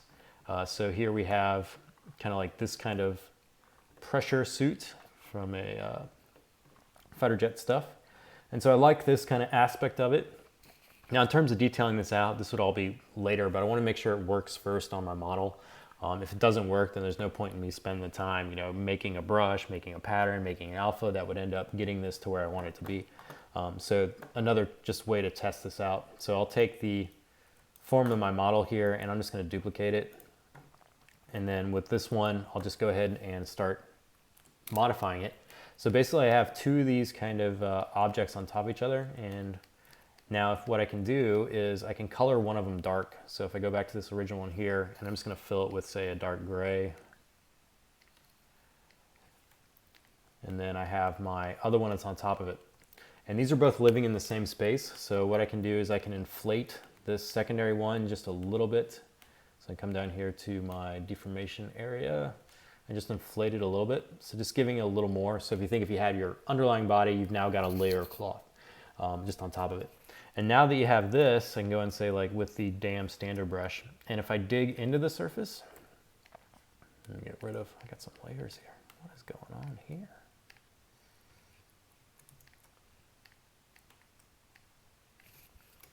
Let's get rid of my layers here. Someone was playing with layers, it's not usually like me. Let's hide these again.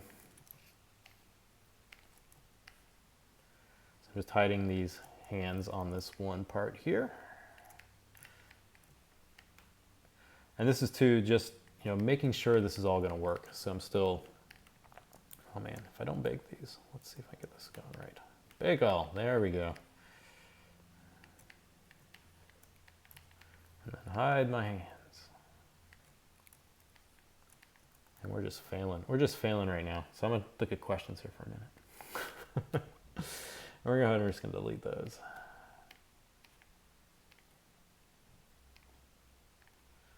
There we go. Okay. So now I have these two objects that are on top of each other. And if I go to my damn standard brush, I have the one below it colored in a darker color. And what I can do now is if I carve into the surface, it'll start exposing that other one. And depending on the thickness, you can use this to design your fabric choices and kind of your elements of cloth breakup.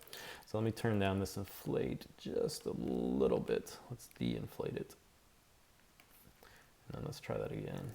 De-inflate it a little bit more. So now I'm getting this. And this is giving me this kind of overlay effect.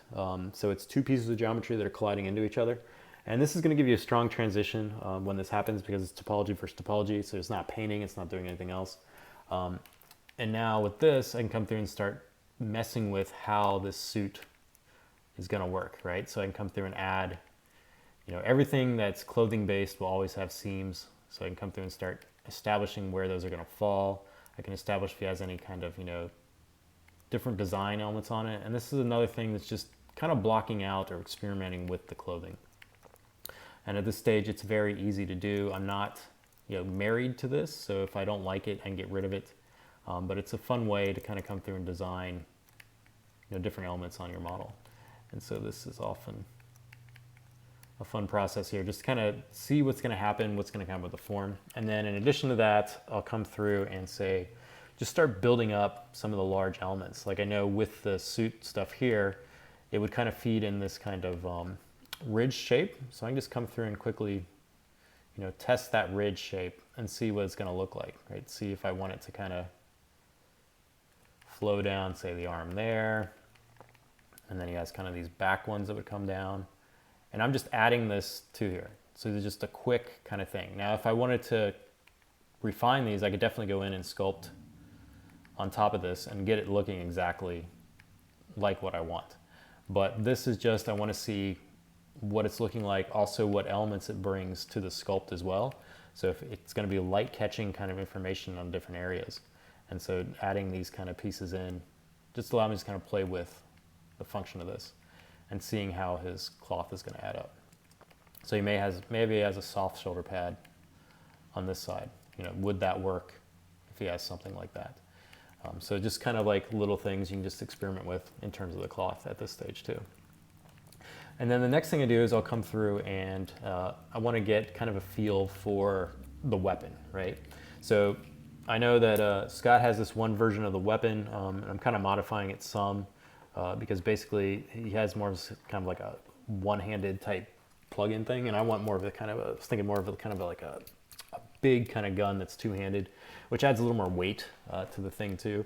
So I went through and I just want to kind of see what that's like, experiment with it. So I'll append in just, generic shapes and forms. Cylinders are often common ones. I'll take these. And I guess I'll go back to my kind of little sheet here. And what I do is I'll just kind of, quickly see what I kind of get out of elements, right? So I'm just playing with the shapes here. And, this is another great way to kind of design stuff inside of ZBrush. Just playing with shapes, cloning them, moving them around, seeing what works, what doesn't work. You don't have to be married to anything. If you don't like it, you can get rid of it. But it's a very quick way to just kind of break in processes. So I can check and see what would this look like if you had this was his kind of weapon here. It's almost like an elaborate vacuum cleaner. I'll merge down on that. And then I know I want him like, you know, angled in a certain direction, and I want it, you know, it's heavy, so I kind of want this kind of tilt to it. But now I can see, like, just silhouette-wise how much this gun is going to play in terms of the character too, right? And if it's weighted more in the back, I'm going to get this silhouette change. If it's weighted more in the front, now it may end up, you know, giving me that front silhouette change, but I'm not getting this kind of back beefy type structure. So I can come through and manipulate that and just see what it's doing in terms of the shape and the style. And then in terms of the, we're gonna call it the banana silhouette from now on. We'll come through and I can add, you know, chords and stuff too really quickly just to kind of test them out. So a way to do that is there's a bunch of brushes that are just curve brushes. And so with these, I can just drag from, say, one spot to another spot, and it's going to give me this curve. And then I can go to, say, the stroke palette here and lock my ends. And now I can just kind of manipulate these, change my draw size to make this a little bit smaller. Too big, too big. There we go.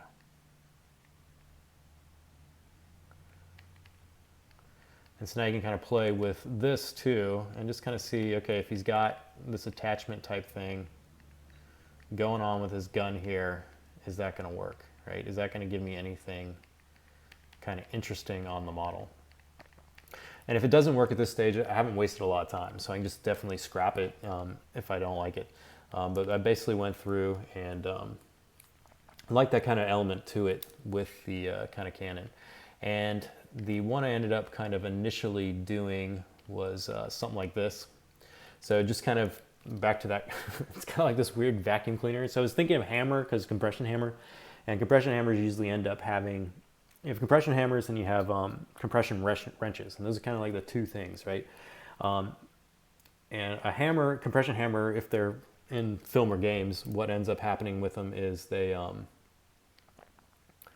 end up doing this thing where it's usually like a melee weapon, right? So the character will run in and it'll smash something, right? So the compression hammer builds up compression, and then when you reach an area or a character, it smashes them. So I wasn't quite sold on the kind of compression aspect of it. I definitely wanted the pixel process, so I ended up doing a few of those. And then with the weapon itself, I even took it to its own file. And this is, we had some questions asking, you know, well, how do you build your kind of hard surface stuff? And so this was definitely all done in ZModeler using the live Boolean stuff. So this was a kind of initial kind of mock-up for the compression hammer here. So you see I started a whole other scene with this, and all the scene had was the hands. So this is a whole separate file, and you'll see I work a lot in different files. So I have my posed one here. I've got my base one, which is, where are you? Is this the one? I think this is the one. I got my base one here, and this one has the kind of initial model that we finished the last time. And then I'll have, you know, anything that's assets, if I can break them off into their own kind of part or piece, I can kind of focus on it a little bit on its own. But then I want to also I want to check it with the full scene too, because I don't want to model in isolation from it. But this allows me to kind of, you know, hone in on some little shapes and stuff, and then bring it back to the big one that's posed. And so I can model with symmetry and things like that at this stage, and then reposition it as needed. So I'll go back and forth a lot between, say, those three different files while I'm building this character.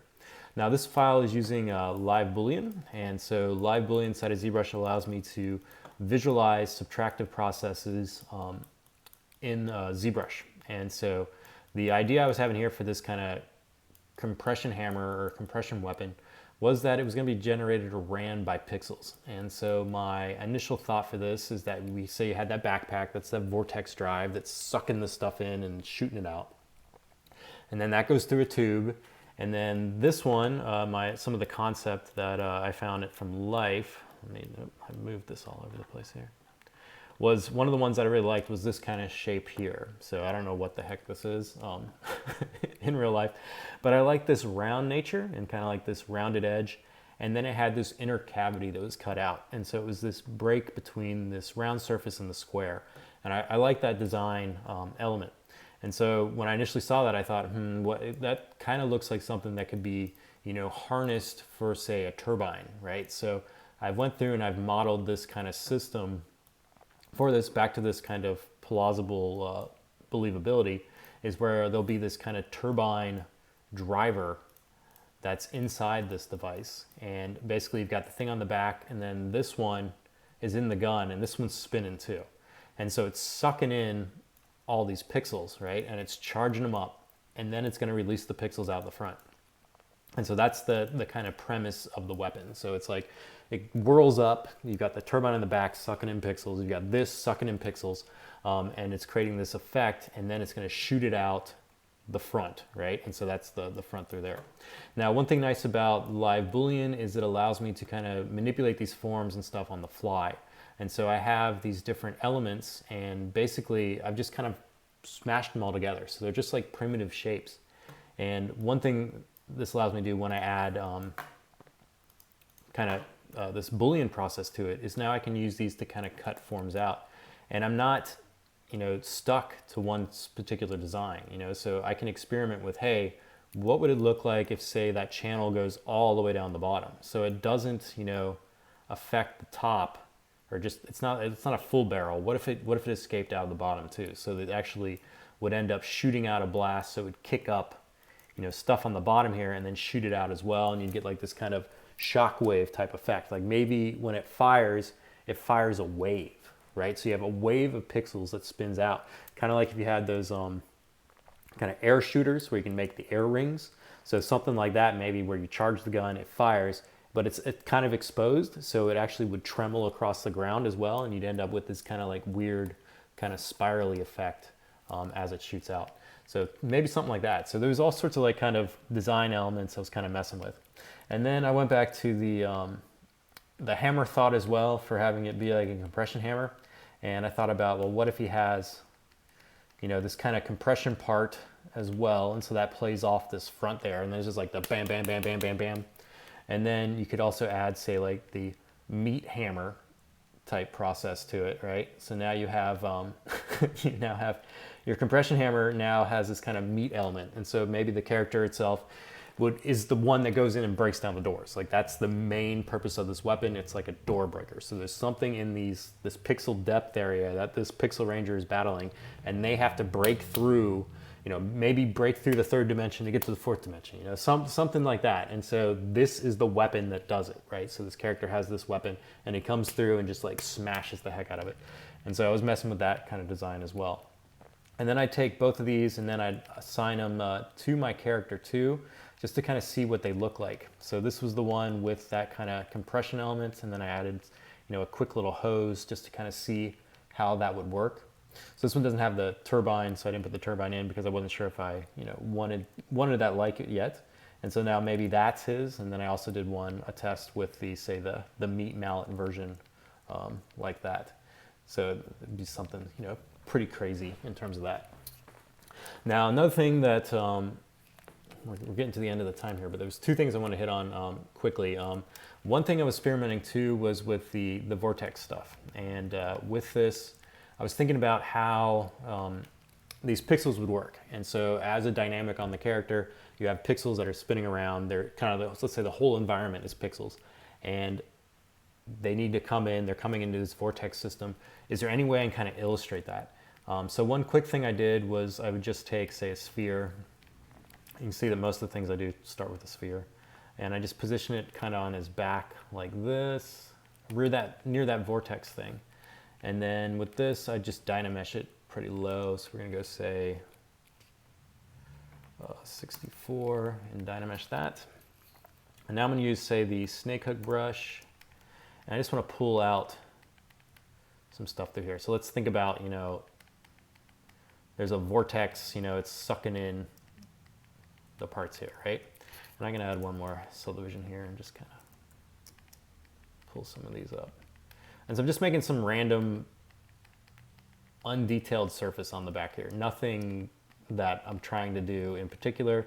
I just want to make basically like an area that has like some noise on it, right? So I want this kind of spiky effect. Now after I have this spiky effect, what I'm going to do is I'm going to delete this and get out of Dynamesh, and then I'm going to hide everything else except for that part. And now there's a little thing you can do inside of ZBrush that'll turn anything into like a Minecraft level. So basically I can take the shape and I can click a button and it's going to give me Minecraft. So if I come over here and go to this remesh area here, I can turn this polish all the way down. And then if I click remesh, maybe remesh and everything. Hold on, I failed you because I didn't have an eyeball icon on.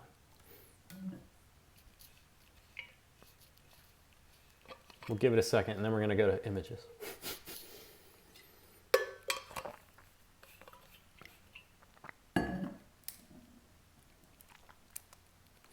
I done broke. All right, so we'll go to here. All right, so while that's thinking, during this process too, when I'm messing with these shapes and forms for the silhouette and trying to figure out how this character is, I'll do a lot of rendering to keyshot too. So I'll use the ZBrush to keyshot bridge and send the model over just to get another view of it. Oftentimes when I do this, I'll take this and bring it in and I'll assign like a single color to it. Most of the times it's black, and I'll change the background on it, and then I'll assign like a harsh rim light. So I take an HDR and crank it to the side, just so I can kind of see how the silhouette's kind of working. So this was one of the passes initially with the kind of gun, just to see, you know, if the character was working in this pose, how the little buddy was working out, things like that, and then just a few renders of that. And then I did a few more just with the upgraded version of the weapon here, just to see how it would look. And then, you know, you've got the meat mallet versus non-meat mallet. And then these are some more things I was going to get into, but I ran out of time today. But basically modeling different elements, and I'll do them on that initial T-pose one, and then bring them in and just try to see what they look like. So I still needed something with this vortex, the background of this character's thing, the thing that sucks in the pixels on his back. And so I wanted some elements to vent. So I was reading recently through the Altered Carbon series, and there was one of the I think it's the third book. There was a character in there that he had a bunch of kind of augmentations, and if he would heat up, he basically had vents on his back that would open up and release all the kind of stuff that's in there. So I was thinking something like that, where you had this vortex thing, but you also need to dissipate the effect too, so having some way to release, so messing with some kind of vent type apparatuses, and then looking back on some of the elements in life, like this this pack here that has these kind of fins. So kind of trying to experiment with that and see if that would work. And so that's what this image was, because some of the earlier one for his back was definitely too low in terms of just kind of like elements. So I needed something to support where that canister was going to be located, so some kind of harness. It also needed to connect around his arms, so he has to be something he's wearing, right? So that has to have a sturdy kind of front to it. And then the vortex is in the middle, and you also need somewhere where these tubes connect that feed the weapon. So you need all those three things kind of established and designed on the back there. So that was one of the images there. And then this is some examples of some of this kind of like pixel stuff I was messing with. So thinking of, you know, how I could get this into, say, a renderable object, or even say print it out, right? So coming through and, you know, messing with this idea of pixels, and pixels being these kind of cubic translucent type elements that would get feeded into this gun. So just trying to do some initial tests to see, hey, can I get this to work? Would it look cool? And so this is like one quick test there. And this was another one on kind of that back vortex, right? So you have like the pixel sucking in and then spewing out as well. And this was done with this remesh process, which I just, I think I killed ZBrush on. Because I believe there was a question, there was someone that mentioned I had Boolean on. I definitely had Boolean on, which is definitely what I think did it to me. And so that was a thing like that. So we'll see if I can do the pixel thing really quick. Let me get ZBrush back here.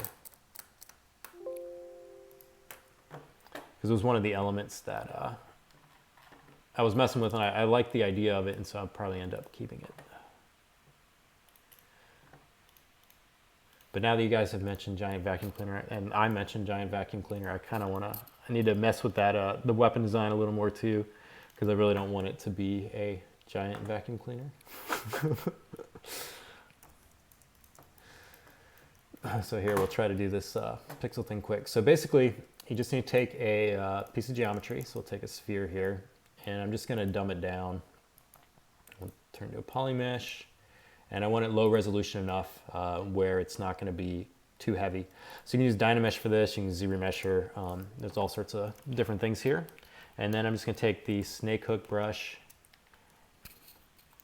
and I'm just pulling some things out. So some vortex bits.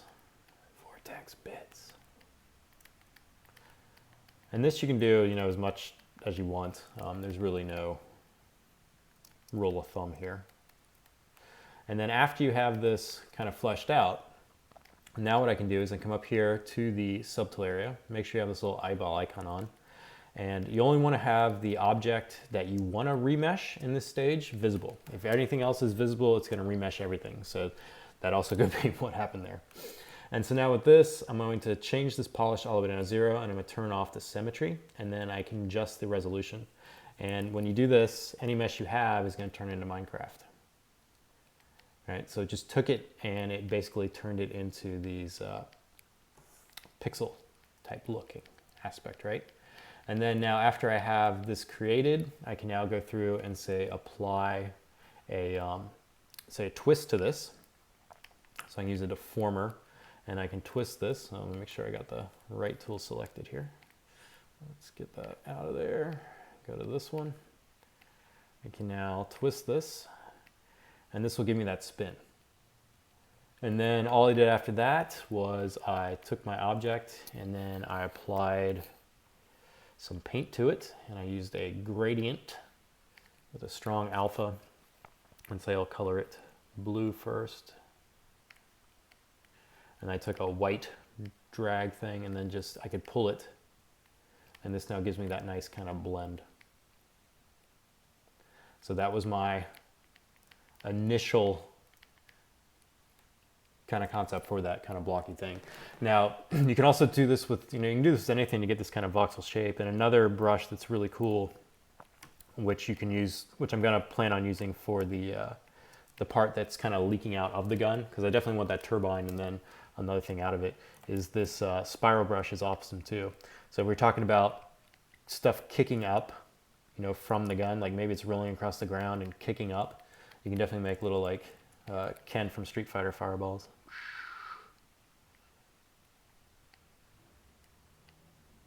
And so you can do that, and then I can now turn that into a pixelated form as well by just remeshing. And now you got something crazy. So all sorts of stuff you can do to kind of get that effect. And that was one thing when I was messing with this character, just thinking about pixels. And then after I made that, kind of added that thing in the last stream on the back of the character's back, and then thinking of it as like almost like a vortex type system that would suck in the pixels and then feed it to the gun and fire it out. It definitely, I wanted to find a way to kind of illustrate that. So this is basically where I ended up for since the last stream in terms of this. So I've got most of the design stuff done. The backpack area I'm still working on. I did one quick version of this. And when doing these kind of front things, it kind of has this like vest now look, which I'm not liking. Initially, I was okay with it, but then now looking at it, it's just too much right through here. So I need to go back and figure out again what I'm doing on his backpack type stuff there. I know I want that canister, kind of getting that fleshed out. Gloves are good. I know I can just go in and model those. I'll probably do another pass on the kind of fabric area too, where I want those seam lines to be, because most of these right now are on the back, but I want some on the front, and I need to find out what those are. Legs too, for like feet and stuff. I may leave them like this because I kind of like the tapered fall off. It gives his upper body a lot more kind of massive quality, and then the tiny legs. Oh, tiny legs. And then we'll still mess with another pass. I've tried to add a little bit too much stuff on the Vortex gun too, and I'm not sure about the detailing one on this, and I have some things that I don't like how this terminates here and how this terminates. And these may be too much through the back there, but it's getting there. It's getting there. And so that's kind of the process I go through. And then with this, Basically, after I have this kind of fleshed out silhouette wise, I then go in and start detailing the different parts out. And those can be broken down into micro sections. So since they're all subtools, I can work on them individually. I know that all together, when I'm done with it, the whole is going to look good. So I can kind of check stuff off. So, you know, oftentimes, you know, if you're starting out, you definitely don't want to go in and go to different areas and put a whole bunch of detail in. You want to make sure you have everything working. So after I have these large shapes blocked out, I know it's going to work form-wise. And then now I just need to keep that detail consistent across everything. And so with that, I can determine how much detail I want. So I know the cloth areas, I'm probably going to want a bunch of detail in it. But if I add a lot in the cloth areas, I'm going to have to add it everywhere else. So it's a trade-off because basically you don't want areas of your model to be detailed out. Well, I keep saying detailed, but fleshed out, I guess would be a better terminology, or finalized even better, finalized to a certain level versus other parts. You want to make sure that everything is finalized to the same level because that's going to bring it the coherent nature to it. So if you have a gun that's like not finalized and then you have the character finalized, you're going to notice the gun not looking good. So yeah, don't think of it in terms of details, but more finalization. So you want to make sure everything reaches the same final state at the same way. And that could be a detail level or could not. It just depends, but finalization. All right, let's see if there's any questions here. I know last time we had a question about my joints brush. I definitely looked for it. I couldn't find it. I got to find it. I'm going to find it though, and I will post it. I see we have sound effects. I make some sound. Paul makes the most sound effects. He's definitely the sound effects. Let's see. Vacuum cleaners are definitely good against ghosts. This is a good thing. And there's also proton packs that are good against ghosts. I'm seeing something here. I'm seeing something.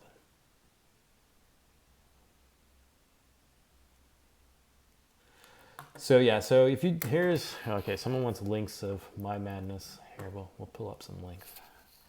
And then we're gonna go through my little spew. So if you do ArtStation or even,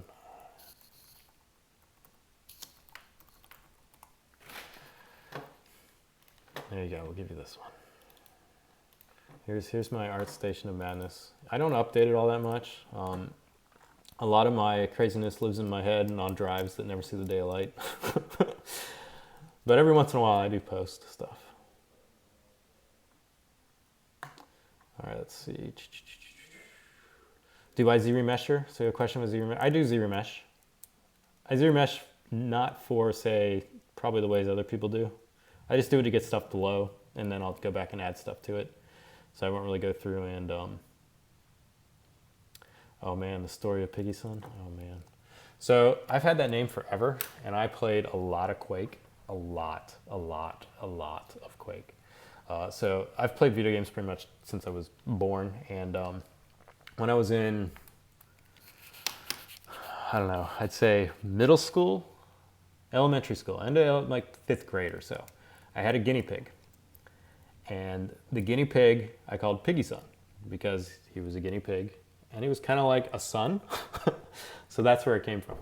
And so that was just his name. Like his name was just Piggy and I'd call him Piggy Son. And then later when I started playing video games, I used to play a lot of Quake, and there was a server I'd always play on. This was back in old dial-up days where you'd have the like, and there was one server was on, and there was a bunch of people that played on it, and they had like these different names. And so one of them was Toad.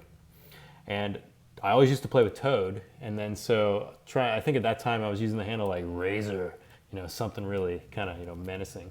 But then Toad, I always hung out with Toad, and so then I just became Toad and Piggy Son, and that was kind of like how we went around and did stuff. So it was me and Toad, and we'd play a lot of stuff. And then we had another guy that I always play with called Jazam, and so they were like the Quake people. So lots of Quake, and so that was kind of where that name came from. And then as a handle, it just kind of stuck. There was no one else used Piggy Son. So it just kind of always sticks. So any of my kind of online presences for piggyson.com I still have. So that would actually take you to my portfolio site too. But it's always interesting when you go to like say Apple support or something and you're like, what's your email address? And you're like, so. Oh, lots of clan arena, lots of dedicated stuff, mod stuff. Oh, so much Quake. And that's the 9-inch nails too. Is also that's. I still have that disc, and I still have one of my old Quake shirts too. So I used to play a ton of Quake and made maps for it and everything else. It's fun times. So another thing too with this character too, as I was messing with it, I started coming up with different names too. So initially, Scott's name was like Compression Hammer and Rig, and as I was naming this and thinking of these pixels and this compression, I went and did it. And I think he's got a new name that I'm probably gonna go with. We're gonna call him the Pixelator, and that has some historic reference as well. If you're a ZBrush fan, so but I Pixelator. I kind of, after I started modeling him a bunch, I kind of think of it now. And then his little buddy could be named Brush, or maybe Z. So Pixelator and Brush, or Pixelator and Z. I don't know, he needs a little buddy name. Still working on that one. But Pixelator, I think, is where we're going with it. All right, so thank you all for showing up. So to recap, you're watching part of the stream here, a collaboration stream that we were doing here with Pixologic and Proko. So Proko is an excellent art resource that is online. There is an excellent YouTube channel. If you go to the calendar here on ZBrushLIVE, let me move my window here. I'll put this link in chat too. So Proko, his site here is amazing, and so we teamed up with one of his artists here, Scott Flanders, and me and him are doing a collaboration where we're going through and we're taking this kind of concept piece and bringing it to a 3D model. So it's kind of this back and forth kind of process that you would think of if you're doing a new IP pitch for, say, a project. So if you had, 3 people working together in a room, one person would start it, and then you kind of hand it off and go back and forth.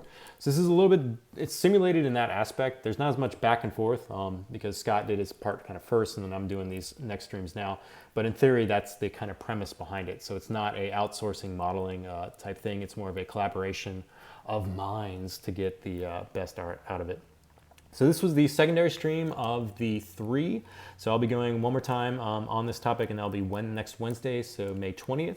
If you have not watched Scott's initial session here, definitely check that out. So here, let me get the link for that as well. So he goes through his kind of processes there and how he kind of figures stuff out and his kind of thinking mentality on it. And his stuff and my stuff cross over. So I didn't see his video until like he was done with it. But definitely we think in the same kind of ways. So establishing names for things, kind of looking at things in different forms. So one of the things he hits on that I alliterate a lot was like he wanted this big guy, and so he has this little buddy on it, and kind of that pop culture referencing and everything else kind of coming together. It's already established, so you can use it to your advantage to generate a model out of it. So definitely check out those streams. You can also watch the first stream in the series here. And then here's Scott here working on it. And on the Proko website there, and there's a Proko right there, and so that link in the chat, so definitely check it out. In addition to this, if you're tuning in or coming from, say, Proko's site and you want to try ZBrush, we have a trial, and for 30 days you can use this trial with no restrictions. It's going to be the same one that you saw me using here today, so all the bells and whistles are in there. If you want to make that crazy little nano mesh voxel spiral-y thing that's going to live out of the Vortex backpack of Pixelator here, definitely you can do it. So you can follow along with these. We're also having a bunch of developer streams that are going on our Twitch channel here, and you can see like information that's been flashing up down here. So there's Daisuke right there, and he's going on May 18th. So there's a bunch of us that will come through and doing streams on that you can follow along with. In addition to that, we have online training, such as our website here is Z Classroom, and there's a bunch of free tutorials you can use to learn ZBrush or get into ZBrushing. And then also we have our YouTube channel as well, which will restream all these kind of things that we've been doing. So if you missed part of this, or you just came in the middle of this, you can check out the VOD or the replay on our YouTube channel. And then finally, we have ZBrush Central, which is the central part of everything ZBrush. So here you can look at other artists and what they're creating with ZBrush. And you also get different things like this. You can see like that now. I'm doing the stream now, so you could click up there and tune in live. Also, if you go to ZBrushLIVE, there is now a calendar system as well, so you can use this to your advantage. And in here, I can go to calendar. And this way, let me make sure I don't get this stream playing. You're gonna get double trouble. You can see who's coming up in terms of today's events too. So we usually have at least 1 or 2 artists streaming every single day of the week. So you can see Ashley Adams, A Cubed, another tremendous ZBrush artist, is going to be on here at 3 p.m. I think that's LA time, so not my time. And then she's going to go and stream. She does a bunch of crazy cool characters too, so definitely tune in and watch her stream if you're interested in seeing more ZBrush in action or have any other questions. I think that is about it. I did see the UE5 demo and it looks amazing. It definitely, the environment in that place looks incredible. So it's very, very, very cool. And they gave out some cool shout outs to ZBrush as well. So we're taking ZBrush models and putting them right in game. That would have been, in my days of, that was like a dream back in the heydays of when I was making video games. Like, I don't want to retopologize this. Just let me put the high-res model in. You guys are going to have it so easy now. So yeah, no, it looks great. Thank you, Daisuke, for coming in here. This stream should be on ZBrushLIVE. It should be showing up there. So the process for this, I would probably end up printing. We have a question if I'm going to print this character. So potentially, I got to see how much I get finished before now and then. And if I have time to print it out before my stream on Wednesday, I will. If not down the line, I definitely will stream it out as well. Let's see here. I think that is it. So thank you all for tuning in. My next stream will be on Wednesday the 30th or the 20th. Let's say the 20th. There it is, right there. And you can use the calendar here on ZBrush Live. You can come and click on this link. In here, there's some ways you can actually get notifications where they'll remind you. So you can see I have 6 days, 21 hours, and 48 minutes, and 28 seconds to kind of finish this. So we'll see what happens. Well, thank you all, and stay safe. And that is it for today's stream. Check out Proko's site on YouTube. It's excellent. Lots of training and tutorials there. It'll get your mind going, get that inspiration going. And then you can work in 2D, work in 3D. It's all art at the end of the day. So thanks, everybody, and stay safe. Happy ZBrushing.